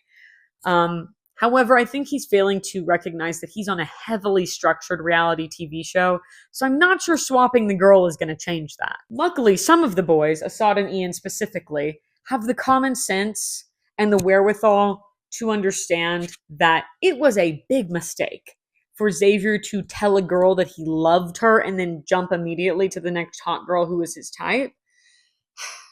They're employing a tool that men rarely use on this show.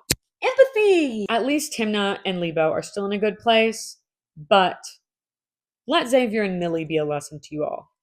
You cannot get attached to any single couple on Love Island ever. And you can't trust any of these men. Truly, you can't. Not a single man on this show should really be trusted.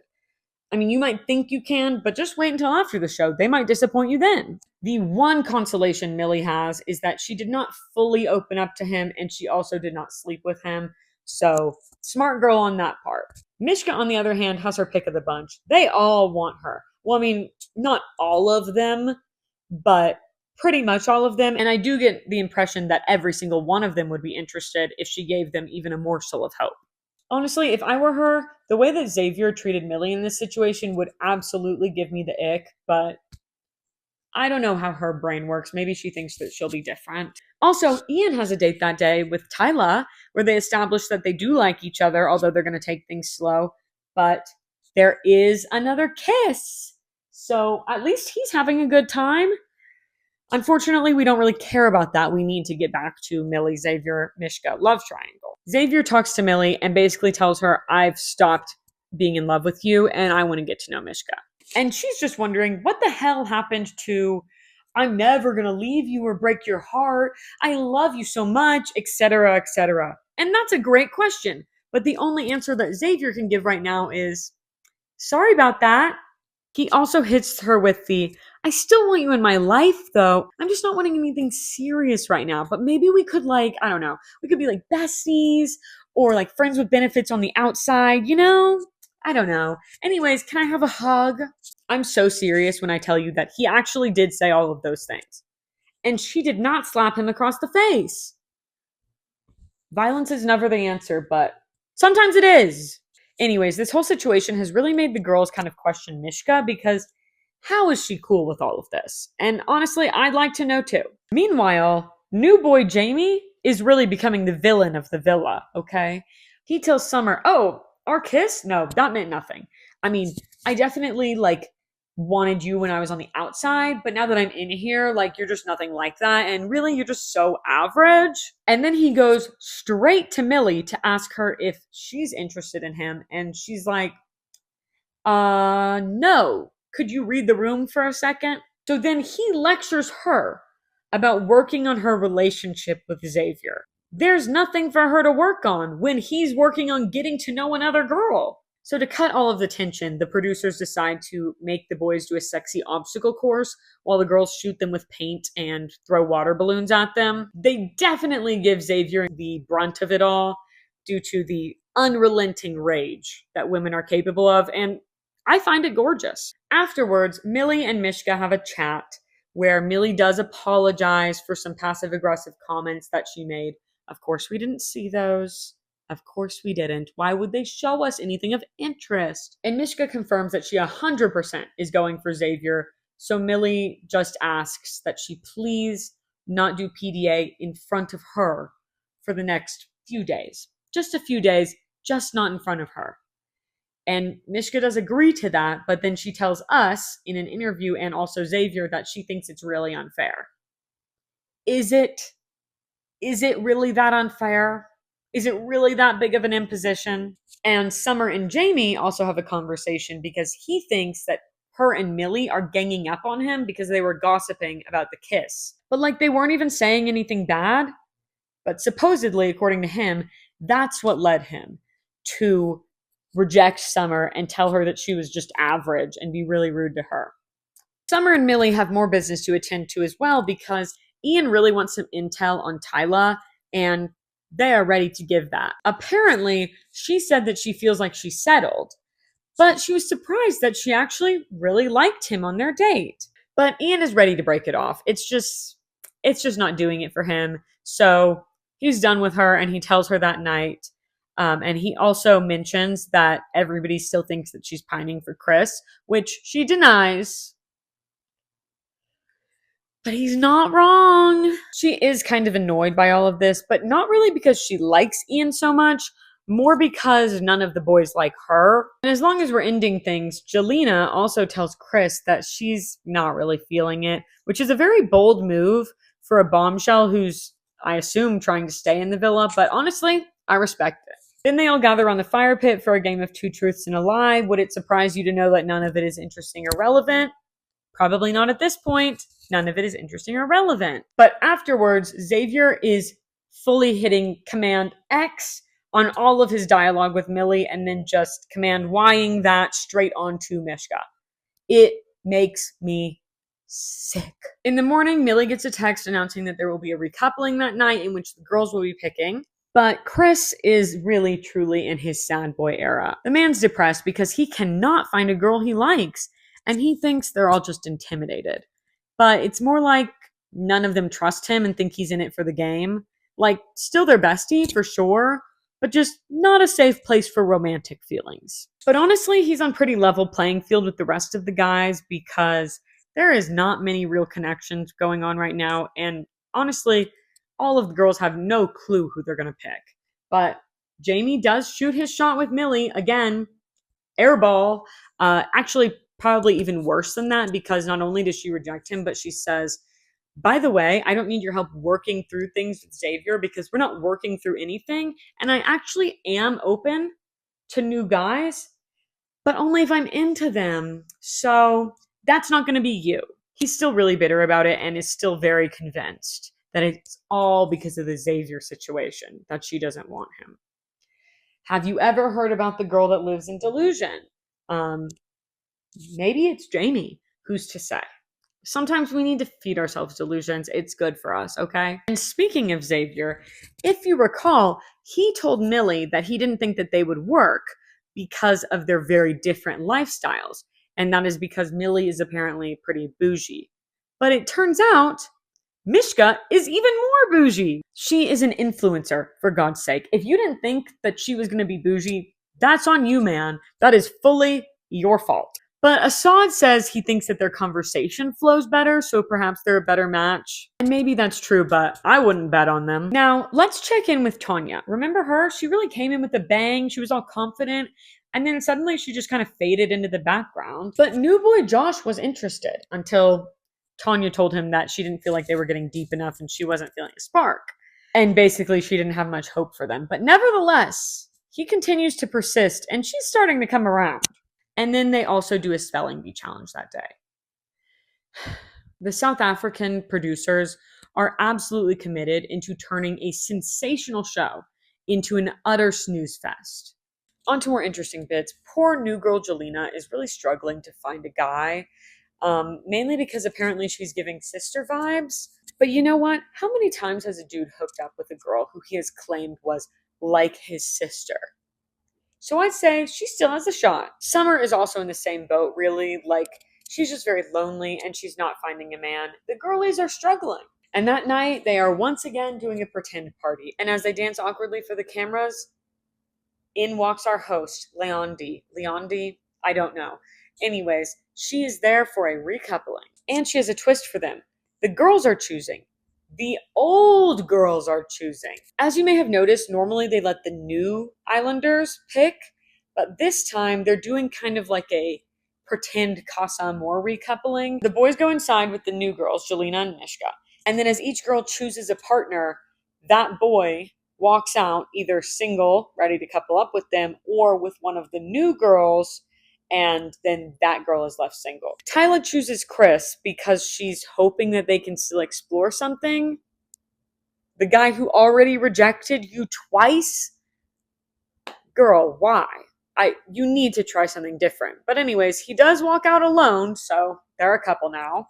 Tanya chooses new boy Josh. His persistence is rewarded, and he comes out alone, so that's a couple. Thimna is obviously still with Libho. Millie chooses Assad, and he comes out alone, which is great. She needs a friend at a time like this. Finally, Summer chooses to stay in a friendship couple with Ian, and he also comes out alone, ready to continue being bestie vibes, which is true loyalty because he's single. He could have chosen one of the new girls. So now the new girls plus Xavier and Jamie are singles and vulnerable. So two of them will be going home. That is a twist I did not see coming. Finally, they give me something to work with. And now each couple that has just formed needs to make a decision of one boy and one girl that they would like to save and have stay in the villa. And I'm truly conflicted. I mean, how do you make that choice? Xavier and Jamie are both the worst. And on the girls' side, I mean, the revenge element for Mishka is certainly there, but Jelena is making no progress. Tyla and Chris choose Jelena and Jamie to stay because they think that they haven't really had a fair shot yet. But every single other couple chooses Xavier and Mishka because they're starting something. And that includes Millie and Assad, by the way. They also choose Xavier and Mishka. She really took the high road there. So goodbye to Jamie and Jelena. Their time was short, and luckily, they're not too broken up about it. So Mishka and Xavier do get to stay, but they don't get to be a couple yet. They are still technically singles, although I have put them near each other. Also, you may notice that the picture of Josh is now an image that I've clearly put on in post, and that is because his photo did fall behind my couch. Unfortunately, a fallen soldier, and I couldn't reach him, so had to do what I had to do. Chris is still in his sad boy era, and on top of all that, Jelena, who was like the only interest he had potentially, just left. Jamie, who was his friend, just left. And now he's basically coupled up and sharing a bed with his stalker. And you may think that I'm making light of stalking, but I am not. It is like that edit of Carrie and Big, if you've seen it, where it shows what it actually looks like through Big's eyes. Like, she might not understand, but it's giving creep. Like, let's look at the facts here. She admitted that she saw him on TV and then went on this show to meet him. She told him that she was only there for him. She was super possessive and got mad when any other girl would even talk to him. She got rejected by him twice, and she still chose him. And the man is not going to lie to us. He is super uncomfortable. Tyla claims she's also uncomfortable, but like, she's the one who had the free will. You didn't have to choose him. In fact, I would have advised you not to. But all the girls are like low-key team Tyla, and all of them basically think that Chris is too picky because he did say he is looking for his perfect girl, and he ain't settling. And like, if you're looking for a relationship, is it wrong to be picky?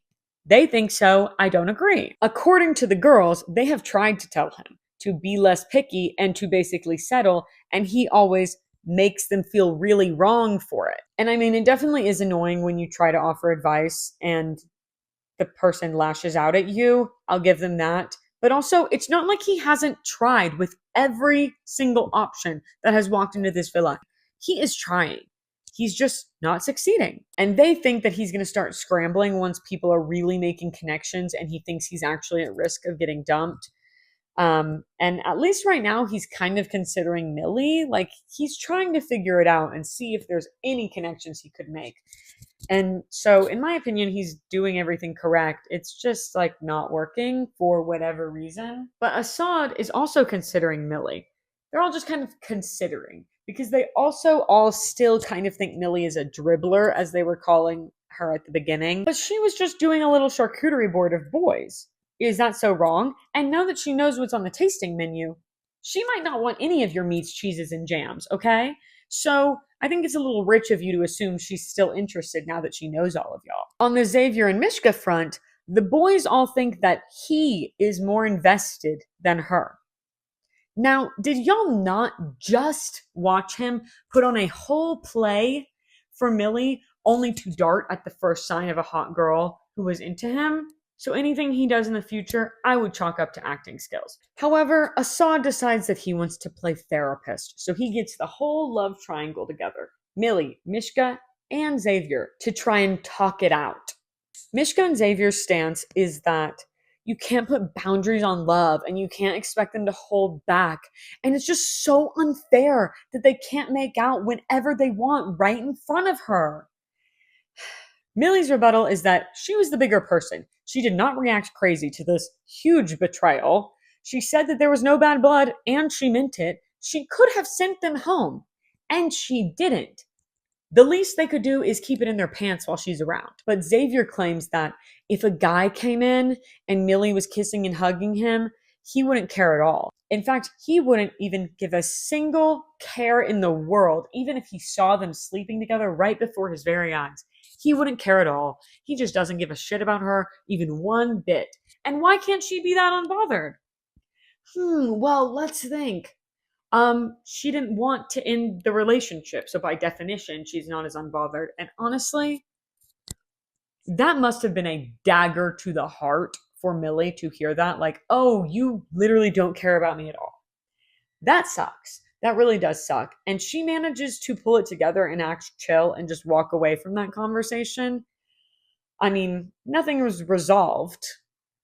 Certainly not. But honestly, I cannot believe that she did not scream and cry over that because I probably would have. And even after Millie and Assad leave, Xavier continues to reiterate over and over again to Mishka how much he does not give about Millie. And I'm not positive, but I could have sworn that I saw a glimmer of comprehension in Mishka's eyes at this point. That perhaps she's not the girl, she's just the next girl, and he's just as capable of doing all of that to her. But not much time to linger on that because they get a text that Tyla is going on a date with a new boy. And that new boy is Ross. He is 20 and he is studying arts and doing a bit of music and modeling and dancing. He's a theater kid for sure. And in his little promo piece before the date, he does a freestyle rap to zero music about how he likes Tyla.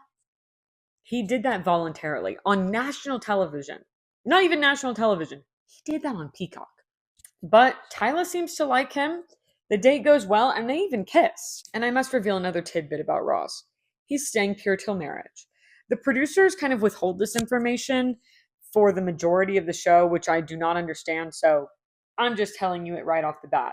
And listen, normally I would say that your moral and sexual choices are not necessary to share and are ultimately irrelevant to anybody who's not in a romantic relationship with you, and we don't need to touch on them.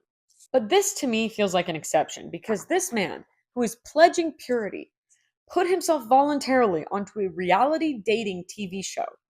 And not just any show, okay? He could have gone on The Bachelor or Love is Blind or one of those shows where they take it slow, but he decided to go on Love Island, the show where a bunch of hot young people sit around in swimsuits all day and then hook up with each other at night. Like, notoriously, that is what this show is about. So I would say in this context, that is one of the most interesting facets of this man's mind. There's a huge dichotomy going on there. But anyways, while Tyla is on her date with Ross, a couple things happen. First of all, they play some silly games. Who cares? But second, Chris talks to Summer just to check in because they're still flirting like all the time, but they're just friends. I mean, they're Ken and Barbie, of course. They always say that, but just friends? Just checking in. We're still just friends? It's almost like he thinks that potentially there could be a chance. But she says, well, you kind of shut me down, so nope. And that's that on that. And when Tyla and Ross get back from their date, they, of course, are going to separate into two different gossip circles of boys and girls. And now we know Tyla is an honest girl because she is very upfront and says, he's a little cringe, not gonna lie, but maybe I can make it work. And I will say, a good bit of editing on their part because they cut directly from her saying that to Ross with the group of guys saying, no cap. Yeah. Yes, that is correct. No cap. He's saying no cap. He's saying fam. He is quoting Ray Srimmerd. He was sent directly from 2014 just to make me laugh, just to give me a giggle. But luckily, the cringe is kind of working for Tanya because she's a little bit cringe as well, honestly. They're cringe, but they're free. I'm not going to judge them for it.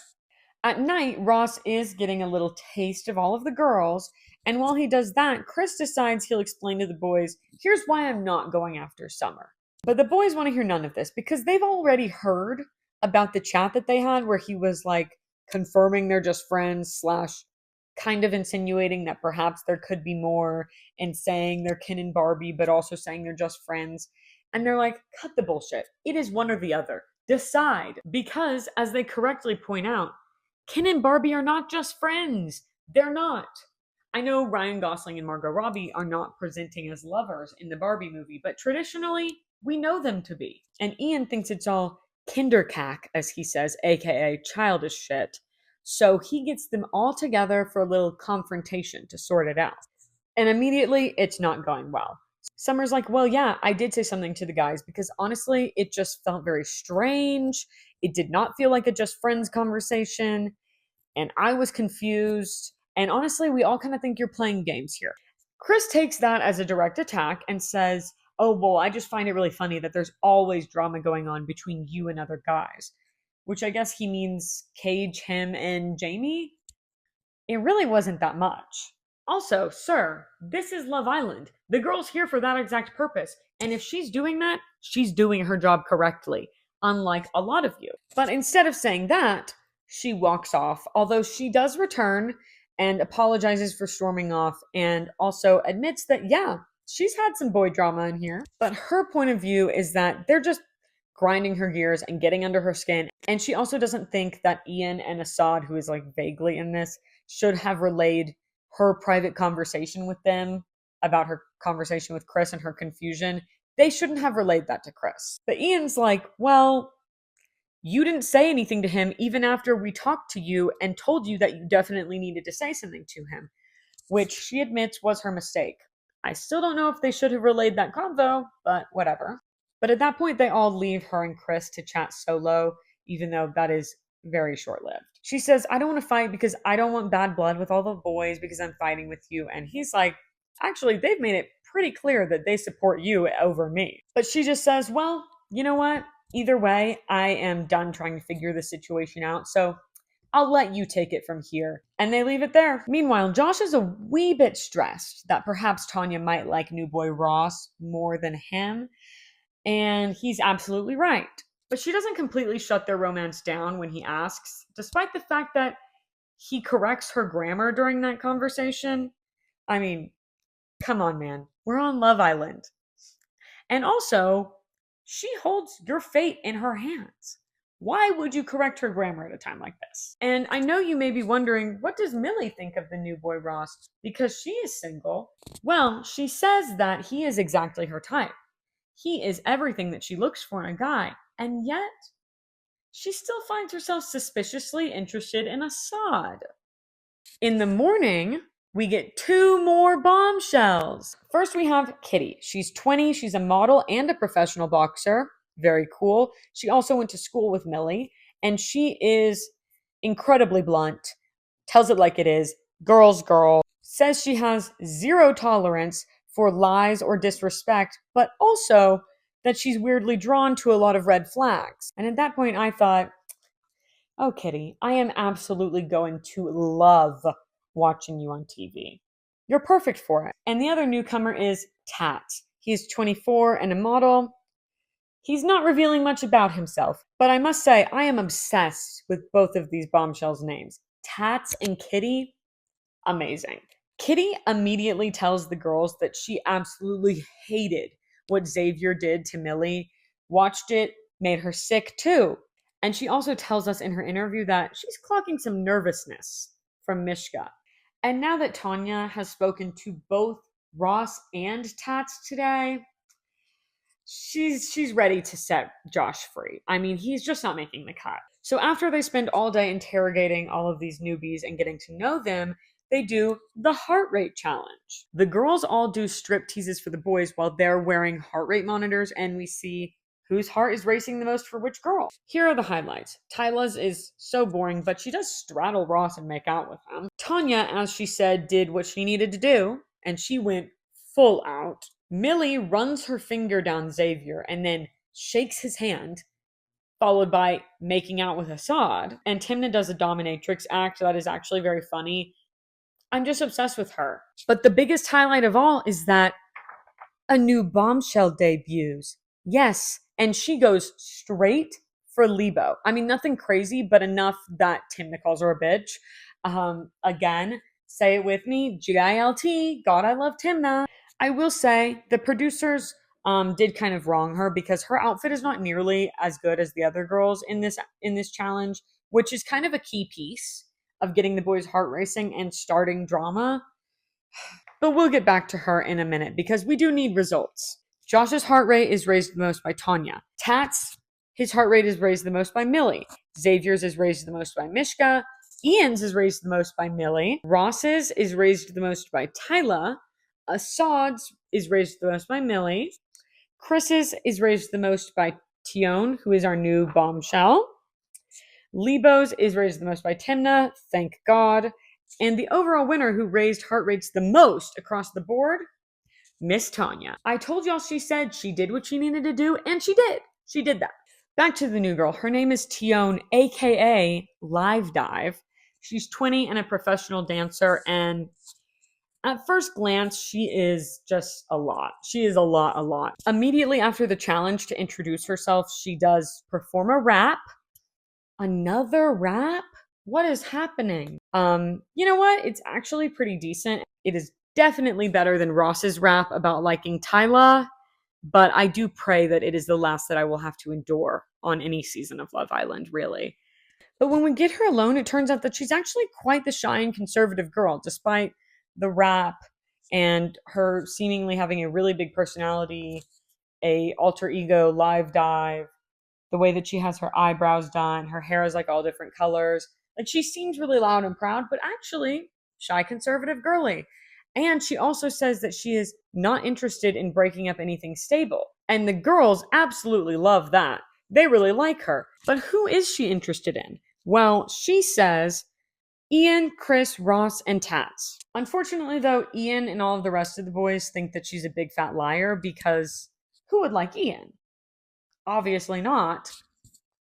I'm going to need him to have some more self-confidence. If anything looks different visually or with me, even though I am wearing the exact same outfit for continuity reasons, it is because a week has passed, actually. We got way too late when I was filming this, and I had to cut my losses and go to sleep. But it's a new day, and we are getting right back into it. I just had to note that just in case things looked different. But actually, maybe this is a very good time for you to like, subscribe, comment, just to say, wow, oh my God, you did this for multiple days. You must really love me. And I do. I mean, we're at episode 25, so I think you're enjoying yourself. And if you are, I would really love to see the physical manifestation of that via likes and subscribes and comments. So please. Oh, and I also have a new Celsius. So yeah, let's get back into it. The boys are not the only ones who are suspicious of Miss New Girl Tion. Kitty is also thinking that she's getting very rancid vibes, and she tells Tanya as much. She tells her, Tion and Mishka, something's off. Something's amiss. Can't put my finger on it. Don't like them.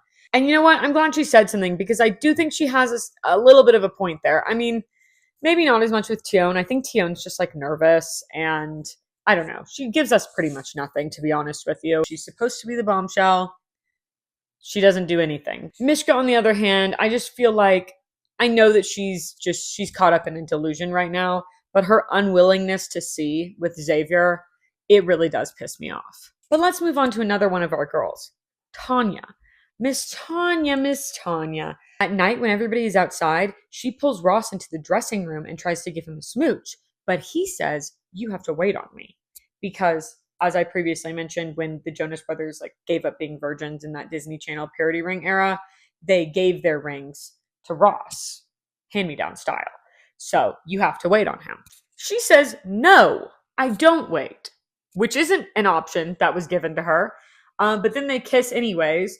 Then he pulls away and says again, you have to wait on me. She says no again, as if that is an option, which it's not. But he does manage to get out of there at that point. Thank God. Tanya, what is this behavior? No means no. We all know no means no, right? This was filmed in 2021. She definitely knew it then. I honestly was shocked to my core when this happened. The man said wait. I think that she thought it was sexy that she was saying no and I don't wait. I think it's not. I think it's not at all sexy, actually kind of the opposite, repulsive. And I thought that Ross agreed, but future events would lead me to believe that's not the case. Because when he went out into the general public area, he was looking unsettled. He was looking forlorn. He was looking guilty. And Josh, he sees this and immediately knows what just went down. So he goes over to Summer and they commiserate about it together. They both kind of liked them, so it's not ideal. I mean, I don't know if I even said that Summer was interested, but she was having a little look at Ross. It was a possibility. He's available. She's available. But at this point, she's like, no. I'm done getting rejected. I'm done playing this little game. She's over it. She is fully over it. So she's like, thanks for looking out for me, but I honestly don't care anymore. On the other hand, Josh is very much in sad boy hours. He even hits us with the nice guys finish last. Miss Grace intact Summer is like, hey, let's remember the tortoise and the hare. Slow and steady wins the race. But he counters that with, yeah, and slow and steady also gets you sent home.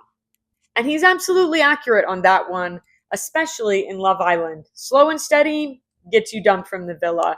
And that is the God honest truth. And you have to applaud his realism there, even though it does suck for him. Unfortunately, I think he's just failing to see that there's probably multiple reasons she's not into him.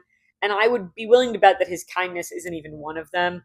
And honestly, after seeing her disrespect Ross's boundaries in the dressing room, maybe it's for the best, Josh. But Millie decides to give both Summer and Josh a pep talk because why is Tanya living rent-free in their brains? No one said she was the queen of the villa. They still have a shot. And speaking of which, let's check in with Ross because he is still over here like, what the hell just happened?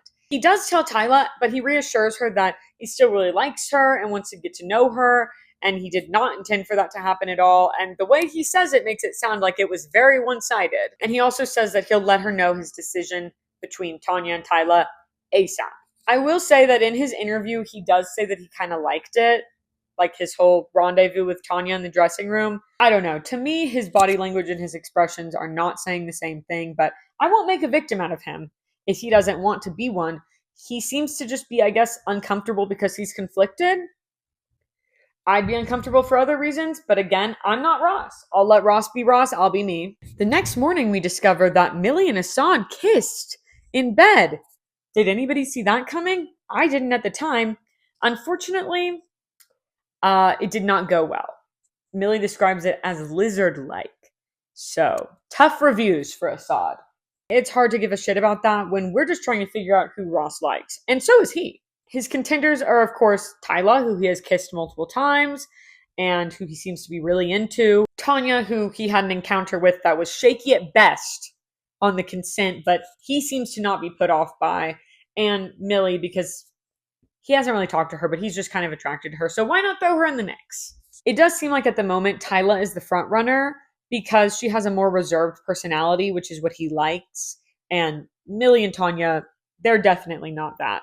But while he's trying to decide, Tanya's over here now smooching tats. The girl cannot get enough of all of these men. She's having her full charcuterie board. And Millie is also doing the charcuterie tasting, which leads Summer to confront her because she's flirting with more than one guy. Gasp, clutch my pearls. As if they weren't brought onto the show to do that exact thing. And that's basically what Millie tells her. This is the game. I've got to play it. Do you have a problem with that? If you do, see yourself out. And Summer respects that, so we're all good. In other news, Thimna and Libho are now official boyfriend and girlfriend, and he pulls all the stops out for this one. We've got the scavenger hunt trope. We've got the poetry trope. We've even got the flash mob trope. Corny as all hell, but I'll give it to him. The poetry was not nearly as bad as it usually is on this show. I don't know why they always insist on poetry on this show, but they do. So, I have to somehow scale it. And then Thimna decides to throw the bouquet that Libho gave her. It's like the girlfriend bouquet. And suddenly, Mishka is a wide receiver trying to get that shit, which has Xavier feeling really, really weird and side-eyeing her. So that night, he's like, are you maybe desperate? Because I'm really getting the vibe that you're absolutely desperate for me. I don't know. I mean, I guess maybe in the future we could potentially be an official couple. Maybe, potentially, at some point in the near distant future. Distant future. I don't know when. Maybe. The man is clearly backing off at the first sign of potential commitment. This does not surprise me at all. But on the other side of it, Libho and Thimna inspire Chris to finally decide on a girl, Miss Kitty. And they confirm their interest in each other and seal the deal with a kiss. Hooray! Millie also confirms to Assad that she is only interested in him at this point and only wanting to pursue him. So maybe Summer's confrontation actually did get to her. But she also says she wants him to put in a little bit more work. A little bit more effort, specifically in the affection department, which we know from the beginning of this season, not his strong suit. But he does say he'll try, and they kiss. It's still feeling very forced, though. Meanwhile, new boy Ross confirms with the other contenders and Tyla that he has chosen her. And the way he tells Tanya, it's like he's pitching his new entrepreneurial venture to her. I don't know if that cringe helped soften the blow for her. Maybe just pissed her off more. I don't know. Hard to tell. And also, Summer and Josh have a potential little spark going. But what's been going on with our newest bombshell, Miss Tionne? We really haven't heard that much from her yet. Well, we find out in the morning that she is very interested in pursuing Mr. Tats. But that pursuing part, she has been doing a lot of. And she's really not seeing much ROI, so she's frustrated. But we do have happy couples to focus on too. In episode 26, Thimna and Libho go on a date, and she tells the girls that she thinks he's the one. And Chris gives Kitty his bracelet as a token of his affection, like a handkerchief that a knight would give you. And then he turns out to be an ogre. Not that there's anything wrong with being an ogre. Shrek is wonderful, and so is Fiona. And I really admire them embracing who they are. But I wasn't saying that Chris is an ogre per se, although he could be. The ogres seem to be the best characters in that series, so if he was in Shrek, maybe he would be an ogre. I don't think so, though. I think he would be like... I think he'd be like Donkey when he becomes a horse in the second movie. He's like a stallion and he's beautiful, but he's still Donkey because he's very much himbo energy, you know? Anyways, in the afternoon, they do a challenge. It's boring. Are we surprised? No. I mean, it's not that boring because you actually do get to learn some Songo words for body parts. The thing is I didn't really like tune into Pimsleur. I wasn't trying to get a Rosetta Stone lesson in. I wanted the gossip and the drama. And were they delivering that? No. They were delivering Duolingo, which, as I said, wasn't what I tuned into. So as interesting as that was, it means nothing for this video. At least they do give us a little morsel after the challenge, though, because Tionne pulls Ross aside to tell him that she's not sure that Tyler really likes him very much. Her evidence? Literally nothing at all. Nothing at all. Ross decides to pull Tyler aside just in case, just to check in there. And she's like, seriously? Knock, knock. Any brain in there, dummy? She's obviously saying that because she's interested in you. Hello? Luckily, the light bulb does go off for him, though. Okay, so they're all good again. But while she's having that conversation with him, she's missing a girl chat. Get a move on, Tyler. Apparently, there is a rumor going around that Kitty has a problem with Chris and Summer's friendship, which is very valid. I would absolutely have a problem with it. It is too close for comfort. But it turns out that Summer may have just misinterpreted a random comment that somebody made completely offhand. It was not direct enough for her to know for sure, which makes me think perhaps she misinterpreted it because she was interpreting what she sees, which is a friendship that's too close for comfort. But Kitty never said anything like that. Kitty doesn't feel that way at all. And Kitty is frankly annoyed that the rumor has been spread in the first place. So she tells them, okay, well, it would be great if everybody could just keep my name out of their damn mouths. Love her. And everybody agrees to that, so there's no drama there. But as long as they're all there and chatting, why don't we discuss why the hell you decided to tell Ross that Tyler wasn't into him, Miss Tionne?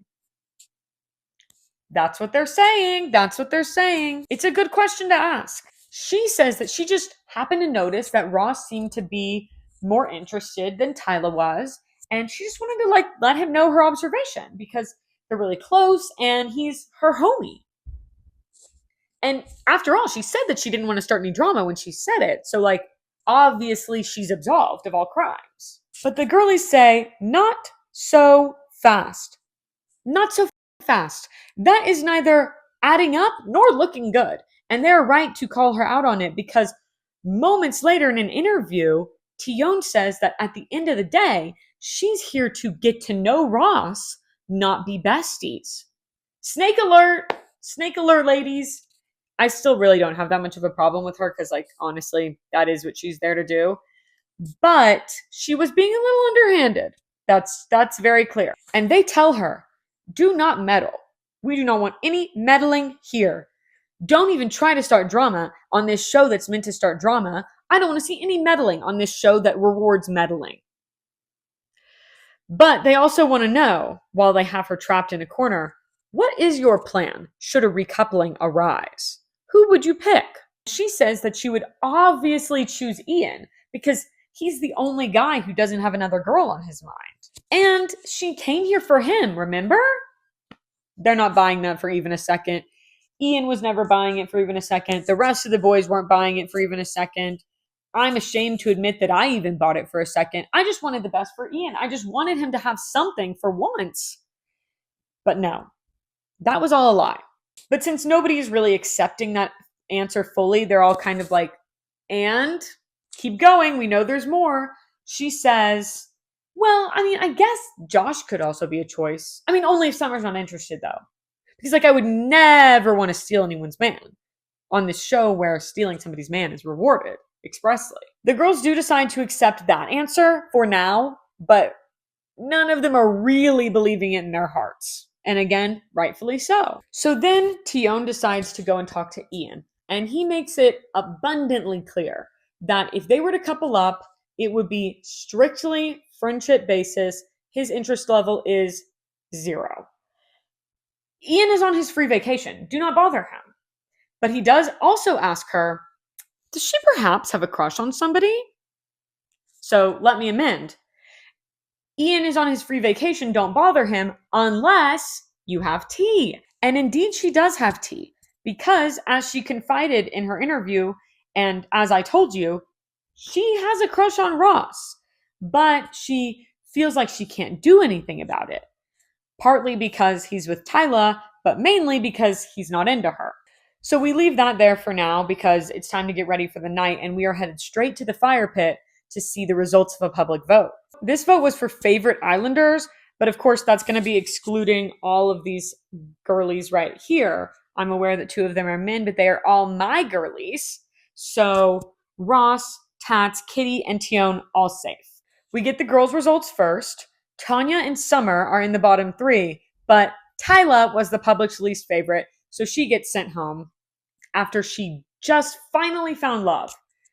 Really unfortunate. Next, the boys, Xavier, Chris, and Josh are in the bottom 3, and Josh's least favorite, so he's going home as well. Turns out his nice guys get dumped from the villa first was very prophetic. And also a good thing I did not fish him out from under the couch because I would be tearing up his picture right now anyways. Sorry, Josh. Did like him, but it's too late. I will say, though, right before he leaves, he gives Summer a ring, and she is in full tears. When did it get that serious? When? What the hell? So we're saying goodbye to Josh and Tyla, but wait, there's more. The Islanders now have to select 1 girl and 1 boy from the remaining bottom 2 who will get to stay on the island. The other 2, they're packing as well. So we have Summer and Tanya in the girls category, and we have Xavier and Chris in the guys category, and each of them gets to give their little pitch, and then we begin voting. Now, who would I choose? Thank you for asking. I would choose Summer, I think, from the girls, because at this point, she's just hanging out. At least Tanya is giving us entertainment, even though, in my opinion, she is seeming a little bit morally gray at this point, but most of them are, so, you know. And of course, from the boys, I would obviously choose Xavier because I don't like the man, and Chris is my number 1. Y'all don't really need to know who everybody chooses. They're all conflicted. It's a very tight vote, and honestly, nobody's reasoning is interesting, really. Although I will say, thank God, Millie decides she'll save the man once, but she will not be saving her loser ex twice. So she votes to save Chris. Unfortunately, it wasn't enough. So not only does her bestie Summer get dumped, yes, but she also has to remain living in a villa with Xavier. So goodbye to Chris. He is also dumped. And since he's going, Kitty is ready to up and leave as well. He does tell her to stay, but she says, nope, made my choice. I'm leaving. And everybody else is like, wait, what? Because she hasn't really known him that long, but also they haven't known her that long, so see you later. Good luck to you. Honestly, I would bet anything that if she had not left with him, he would be hooking up with Summer expeditiously. I mean, hope I'm wrong, but good luck to her. The craziest bit of all of this, though, is how many of them think that Xavier and Mishka are a strong couple. Y'all trust this man? Really? Not me, but okay.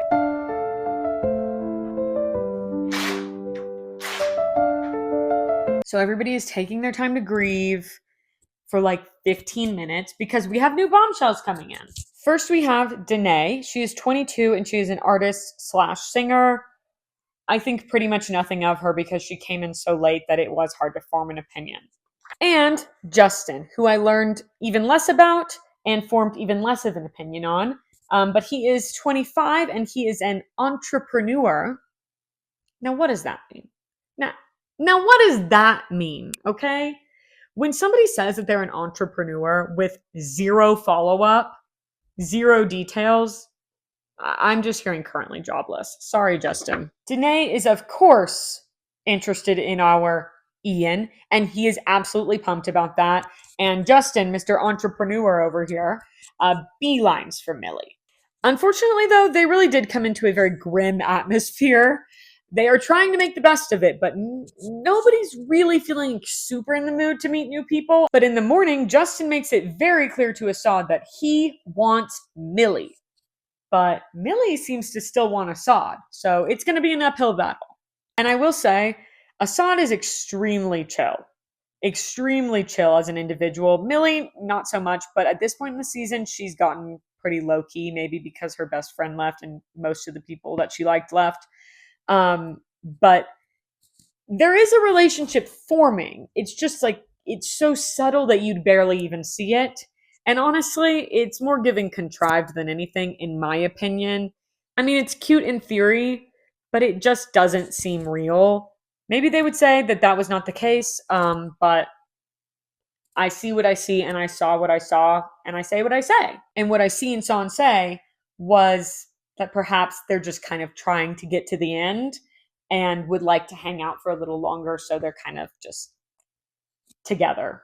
And then we get another challenge. It's like a couples dice game, like one of those ones that you would find in Target, that's like supposed to initiate foreplay. I feel like I literally, like, Target is the place to see those. And Ross is available now. So in this game, he could choose Tion if he wanted to, but he doesn't. So he chooses New Girl Danae. Also, I think the production team forced them to choose somebody other than their partner at least once, because Mishka at some point chooses Ross, Libho at one point chooses Millie. So to me, that seems obviously there were some instructions given. Although I will say they did not instruct him to fully shove his face between Thimna's cheeks. It said like stimulate and booty. It did not say fully eat her ass on national television. It did not say that. I'm almost positive. I mean, it wasn't full hole, but it was damn close. It was damn close. They treat that like it is absolutely nothing, though. They're clearly unaware of the cameras at this point. Anyways, at night, Tanya decides to break it off with Tats. She's just not feeling it anymore. He is disappointed, but we move on. And then we have a recoupling and a dumping, and it is Link Larkin's Lady's Choice. I'm the Lady's Choice. But who will be the Lady's Choice? Let's find out. Millie and Assad stay together. Thimna and Libho stay together. Xavier and Mishka finally couple up. Remember, they were not an official couple until right now. Tanya chooses Ross. She is continuing to pursue him. Tion chooses Justin. It seemed like she had absolutely no clue where she was going with that. And then we have it all down to New Girl Danae. And she is between Tats and Ian. So, I mean, no offense to Ian, but Tats is a gorgeous man. So this is a true test of intentions. But she chooses Ian. Yeah, it's true. Ian is taking a break from his free vacation to explore things with Danae now. But Ian's gain is Tats' loss. The man is dumped. Bye. Now, of course, we are all shell-shocked from this dumping. But most of all, Ross, because he had no idea that Tanya was even still interested in him, let alone that her and Tats were done. So she has to fill him in on all of this, and then they decide they are definitely friends, but maybe more also. Meanwhile, Tiona's over here like, damn, I wanted to swoop in and steal him out from underneath Tyla, but she beat me to it. So now she's going to suss things out with new boy Justin. But he says he still wants to get to know other girls as well, so the girl's taking bullets left, right, center. from all angles. And Libho has a conversation with newbies Justin and Danae as well, mainly because he wants to know if Danae still would have chosen Ian had Ross been on the table. And she says yes, but there's some hesitation for sure. And she does say that she would still like to get to know Ross. Ian's cool with it, but he's not waiting around. And honestly, he's been around this block a few times, so he's not brimming with hope, you know? And he was right for that, because literally the next morning she tells him that she only feels friendship vibes. I mean, I hope his DMs were flooded when he got out of the villa.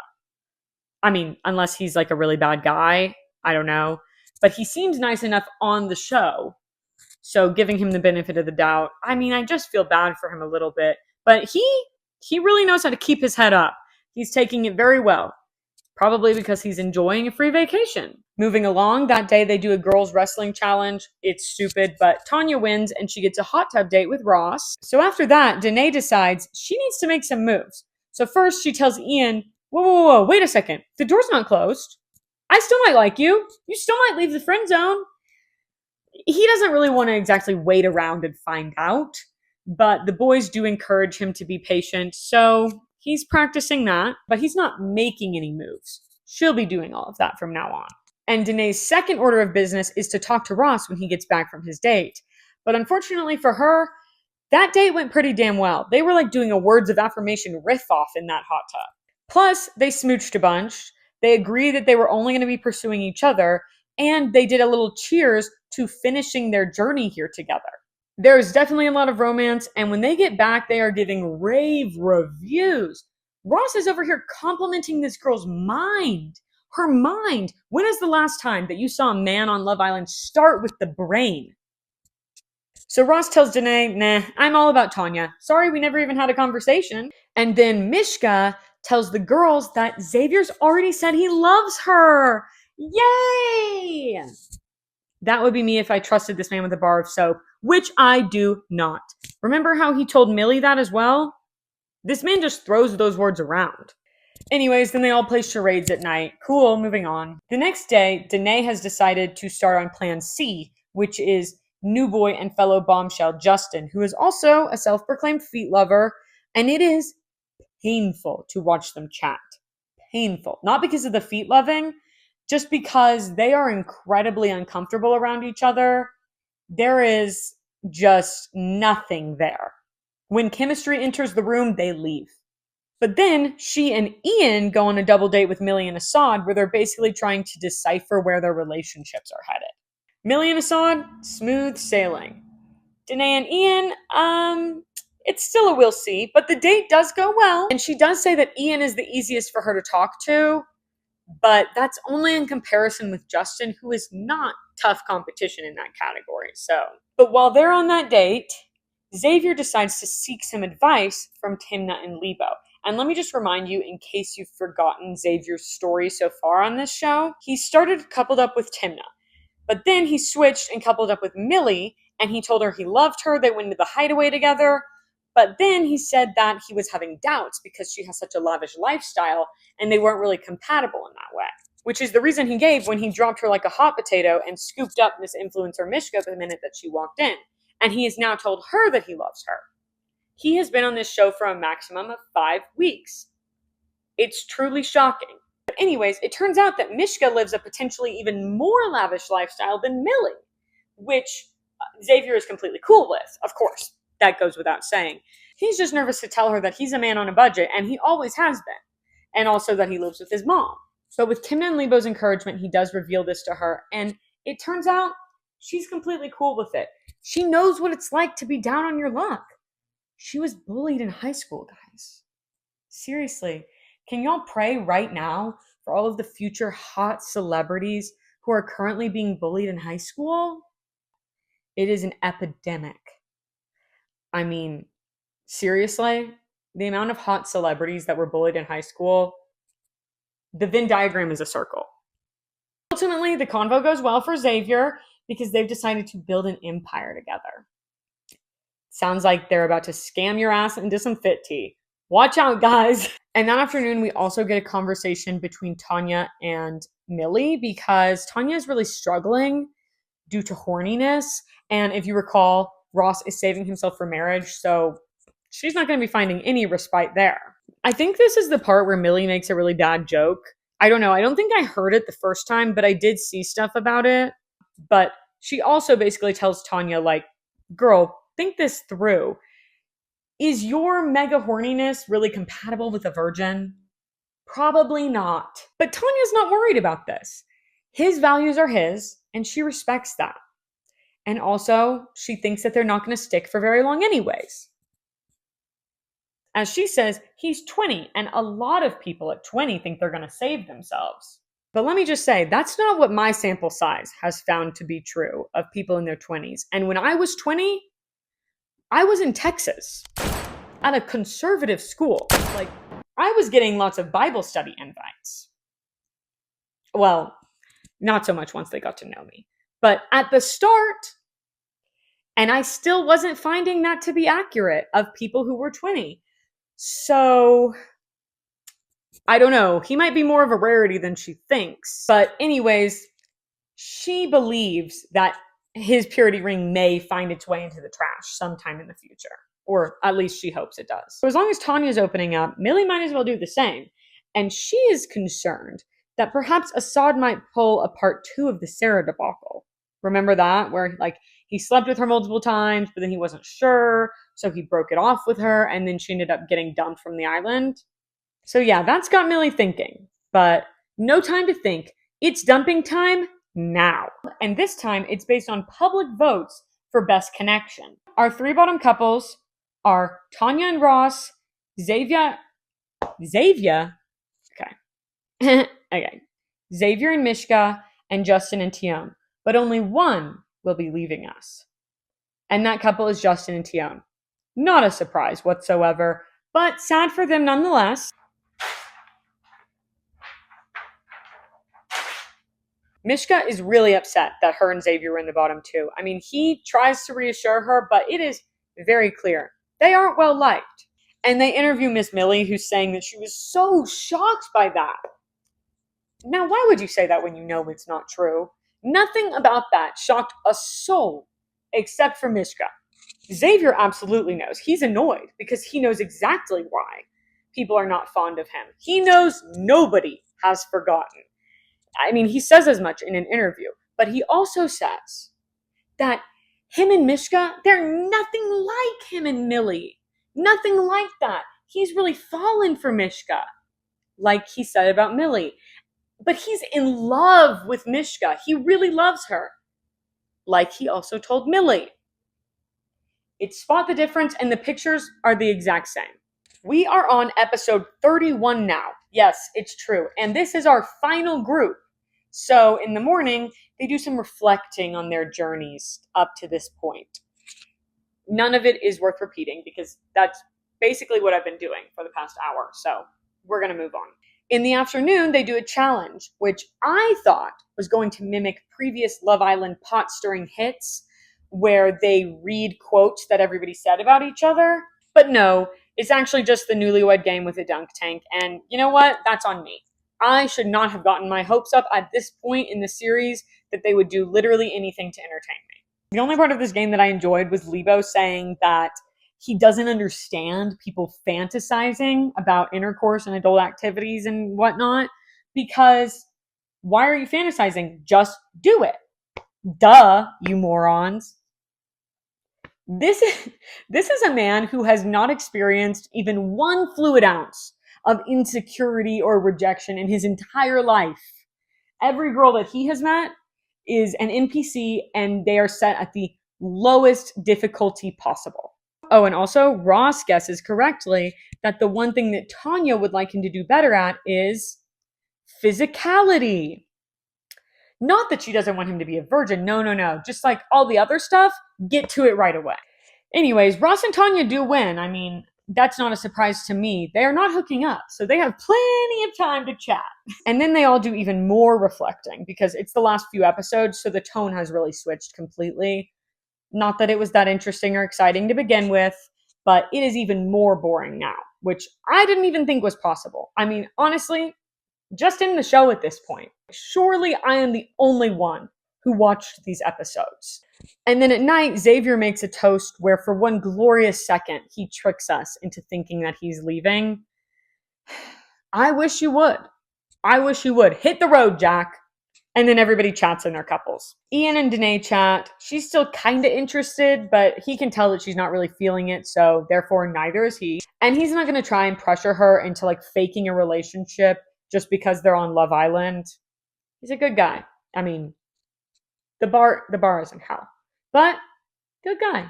So what is his next move to see if things can progress? Oh, let's go get some advice from Xavier. I literally just said you were a good guy, Ian. Do not make me look a fool. But we don't hear Xavier's advice, or if we did, it was really boring, so I didn't even write it down. So I guess Ian is in the clear for now. Speaking of Xavier, him and Mishka also reflect as they've all been doing. But as Xavier is reminiscing, like, yeah, I told you I loved you after 1 week, and then the next week we were dating. Mishka is over here fully dissociating. Like, yes, finally, hearing it back, does it not sound a bit spooky, girl? Later, they're at the fire pit, and apparently, and I say apparently because they didn't show it, apparently she mentioned something like a leopards don't change their spots kind of comment. And Xavier, knowing that he's a leopard, is immediately offended, lest she also notice that he is a leopard. Mishka clocks it. She's trying to be casual, but she decides to push it just like a tiny bit more.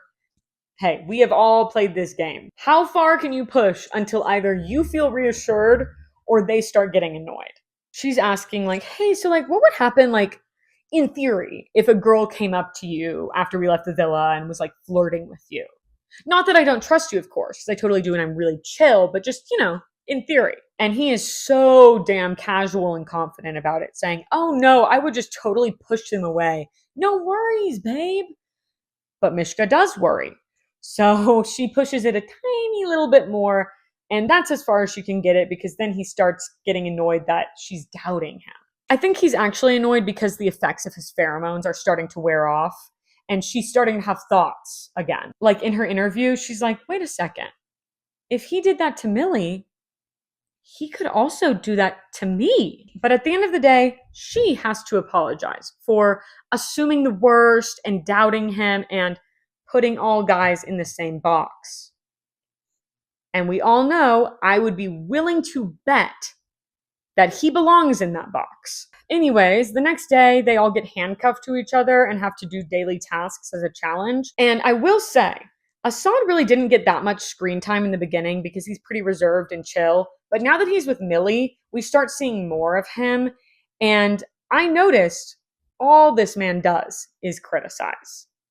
And listen, I'm sitting, you can see me sitting, and that's because I have no leg to stand on. I'm aware of it, but it takes one to know one.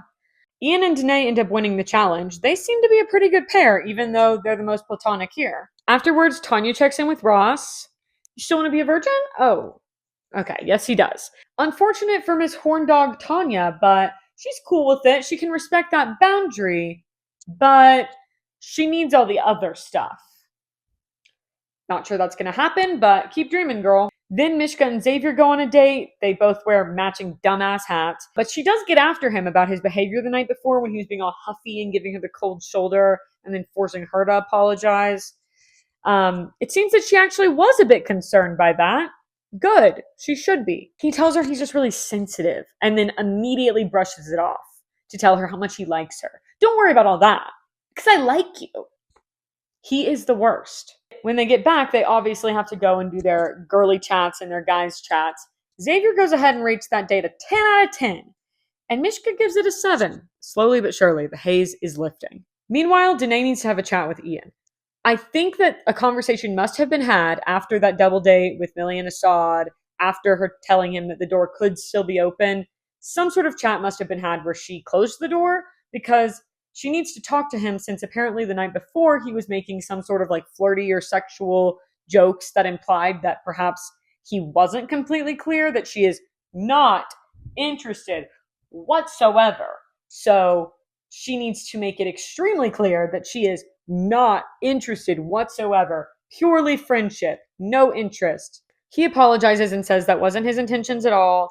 And she says she just wants it to be friends. Again, she reiterates that. But he says The thing is, I already have friends, so beat it. And he's back on vacation mode. At night, Millie tells Assad that she really likes him, but but where is the foreplay, man? Seriously. And I trust that any man watching this and watching my content in general knows his way around. But just in case, I want everyone to take out a flashcard, okay? If you are interested in women and maybe don't know this, get out a flashcard and just write on the front, what do women like? And then I'm going to want you to flip it over the back and go ahead and write foreplay. And just do that memorization trick every day. It's important. Anyways, Assad says that he's never really been a foreplay guy, but he'll give it his best shot. Okay. But let's not discuss Assad's flaws. Let's talk about how Danae has been hitting on Ross, because all of the other islanders are talking about it. Thimna tells Tanya, Assad tells Ian. I mean, they're both annoyed, but neither of them are remotely surprised because Ross has been a hot commodity in this villa since day one. The only reason Tanya is annoyed is because every time that she gets up and leaves, she returns to see Danae sitting in her place talking to Ross. She asks Timna and Libho for advice, and Libho says that's his job. It is 100% on Ross to tell her no, and he's correct. He is correct. Not my favorite because of some of the stuff he did earlier, but he starts to calm himself down, and he is correct on this one. And of course, God, I love Timna, G-I-L-T. And let me just say, Ross isn't really doing anything wrong per se. Everybody's just very protective over Tanya and Ian. Now picture this. In one corner, we have Ross chatting with all the girlies, because he's one of the girls, and he's saying how the boys are never, ever delivering the tea. There is no details whatsoever, and he wants to know everything. He wants a play-by-play. And it is nice to know that at least one of them wants to try to use all the parts of their brain. But in the other corner of the villa, the men are having the kind of kiki he wishes they could have. But it's about him. Apparently, Xavier chatted with him, and his interpretation was that Danae's efforts, they're not all in vain. Ross is seeming a bit confused, and like perhaps he wants to keep his options open. But they think Ross needs to tread very carefully here. And by the morning, this information has reached Tanya's ears. She's like a little bit bothered, but mostly she's annoyed with Danae for not telling her anything. But while she contemplates her next move, Millie and Assad go on a date and they make it official. Once Millie and Assad get back though, and we've all cheered for them for making it official, it is time to get down to business. What is happening with Ross and Danae? Guys, who would have thought that this boring season would finally give me drama in the last 3 episodes? So again, I will set the scene. We have Danae and Tanya outside having a deep chat. We have the rest of the Islanders inside on the couch having a kiki about it all. And we have Ross in the bedroom absolutely agonizing over this because he knows he left it too long and it's about to blow up in his face. So let's go convo by convo. Tanya just wants the God honest truth because Ross did say he was a bit confused, but clearly that is but a pixel of the full image. Danae says that yes, he's been saying that he's uncertain, but also that he's worried that it's too late to pursue Danae and leave Tanya. And in a sense, he is right because there's only 3 days left. Tanya tells Danae that she is not upset by them talking. What she is upset by is, one, that she told Ross from the beginning to also get to know Danae to avoid this exact scenario, but he refused and friend-zoned her. And 2, because when they started talking, Danae didn't say anything to Tanya, even though they're supposed to be friends. Danae does apologize, and she says that he told her yesterday that he was going to talk to Tanya about it, and then she saw him chatting with her, so she trusted that he had told her. Now, why would you do that? You've clearly never seen this show. They cannot be trusted. None of them can. Girls, boys, none of them can. Now, onto the kiki in the living room. Ian is annoyed that Ross initially friend-zoned Danae only to continuously flirt with her, and they all think that he wants his bread buttered on both sides and is basically being really sly about the whole thing. And then, as I mentioned, Ross agonizing in the bedroom alone. Ross, get out here. The whole villa is turning on you. But when he does finally emerge, he's headed to Tanya first. She's like, I don't know what the hell you're up to, but I've realized that I really like you and I actually really want the best for you. So just tell me what you want to do and I'm happy to support you. This girl clearly is either in therapy or very well adjusted. I don't know. Anyways, he says he's been doing some reflecting, he's had some uncertainty, some doubts, but there is one thing that he has never questioned and knows for a fact, and that is her feelings for him. Basically, he says that she has always been there for him. She has always done right by him. They have the best connection that he has ever had with a girl, and he's not prepared to leave that all behind for a distraction, for a temptation, for something nice to look at. Happy for you, Tanya, but I want to slap this man who I previously advocated for across his cringe ass face. What the hell? I do think the intention was good, but the message was absolutely horribly delivered when he was discussing Danae. Like, he says it way better in his interview portion. He says, I wasn't sure whether I should pursue the new physical attraction I'm feeling with Danae or stick with the strong and stable emotional connection with Tanya that's unlike anything I've ever had. So maybe he can say it to Danae better when he breaks it off with her. No, he can't. He has to stick his foot in his mouth yet again, and he calls her a distraction and a temptation to her face. Danae, slap him! But she doesn't, though she is clearly displeased. I mean, he essentially said, you're really hot, but your personality is shit. And I mean, she is pretty boring, but like, damn, that's rude. And that's the end of that. Ross immediately goes to bed, which is how you know that shit was real. The man is emotionally drained. And everybody else also returns to bed eventually with all of the drama being solved. And in the morning, Xavier and Libho reassure Ross that they weren't all ganging up on him and talking shit about him. They were just talking shit about him. Not the ganging up part, but yeah, they were talking shit for sure. And I'm so glad they worked it out because in this day, all of the boys need to do some secret, silly challenges without the girls knowing. And if they succeed, they'll all win an ice cream social. I was absolutely locked in on my timetables to make sure that I could attend my 4th grade ice cream social. And it was a wonderful event. Can't say enough good things. They do indeed win the ice cream social, and then Thimna and Libho go on their final date, and they discuss how they'd like to move in together post-show. But shortly after they get back, our host Leondi is here for a dumping. This is based on public vote for who has found love in the villa. So, goes without saying, goodbye to Danae and Ian. His free vacation is officially over. And now, these are our final couples. We really were so spoiled with that tiny drop of drama that Ross gave us. But the next morning, Danae is gone, so we're just left with a really guilty, emotionally drained, pensive Ross. Just a shell of his former self. Will a date brighten him up? Probably not, but him and Tanya are going on one anyway. It does kind of, though, because Tanya is being really understanding, and she's like, I just want us to be happy and have some fun. Like, even if you're not the man that I deserve, like he says, like, who cares? Like, let's just have a good time. Are they together? Are they not? It's unclear at this point, but they're happy, so that's fine. And while they're gone, the Islanders play like a silly little game, and then Mishka and Xavier go on their final date. And it seems that he thinks he's like some cheeky little boy, so she's constantly having to gentle parent him. Like, he's always making annoying, inappropriate little jokes. And then she has to say, yeah, cool. Anyways, can we be serious for a second? I hate it so much. Anyways, he says he will not be making it official with her anytime soon because he doesn't need to prove anything to the public. And like that would just be giving in to them and trying to show them how much he loves her. Right. But he does say that he's going to try to be better at taking criticism and be less stubborn. Some things that we could all work on for sure.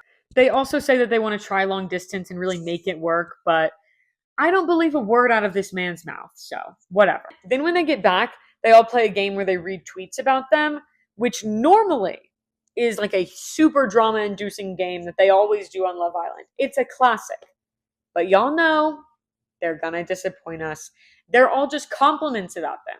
So lame. Moving on to episode 35, in the morning, it's time for Meet the Families Day. Mostly everybody's families approves, although I will say I sense quite a bit of suspicion from Thimna's bestie, but honestly, that's in the job description. I know it, she knows it. We have to be a little suspicious because, need I say it, GILT, God, I love Thimna. And when you love Thimna so much, you have to be a little suspicious of the men that she's with because are they good enough for her? Almost certainly not. Who would be? However, Thimna's best friend doesn't hold a candle to Mishka's sister. Or maybe her best friend, I don't know, I can't remember, but Girly hates Xavier, and you can see it in her eyes. She is so damn silent, and she's letting that silence speak. She's letting that silence speak for her. And I can see in Mishka's eyes too that she's starting to have some doubts as well. And then in the afternoon, they do a silly little challenge and they have a birthday party for Tanya. Then finally, it's the last day. I was so excited to finish this season. There's lots of reflecting and getting sappy together. They all get dressed up and write each other love letters, except for Ross, who writes a love letter and also does a rap. Also, Assad's love letter seems sweet at first, but then multiple times he like backhandedly slips in her awkward smile.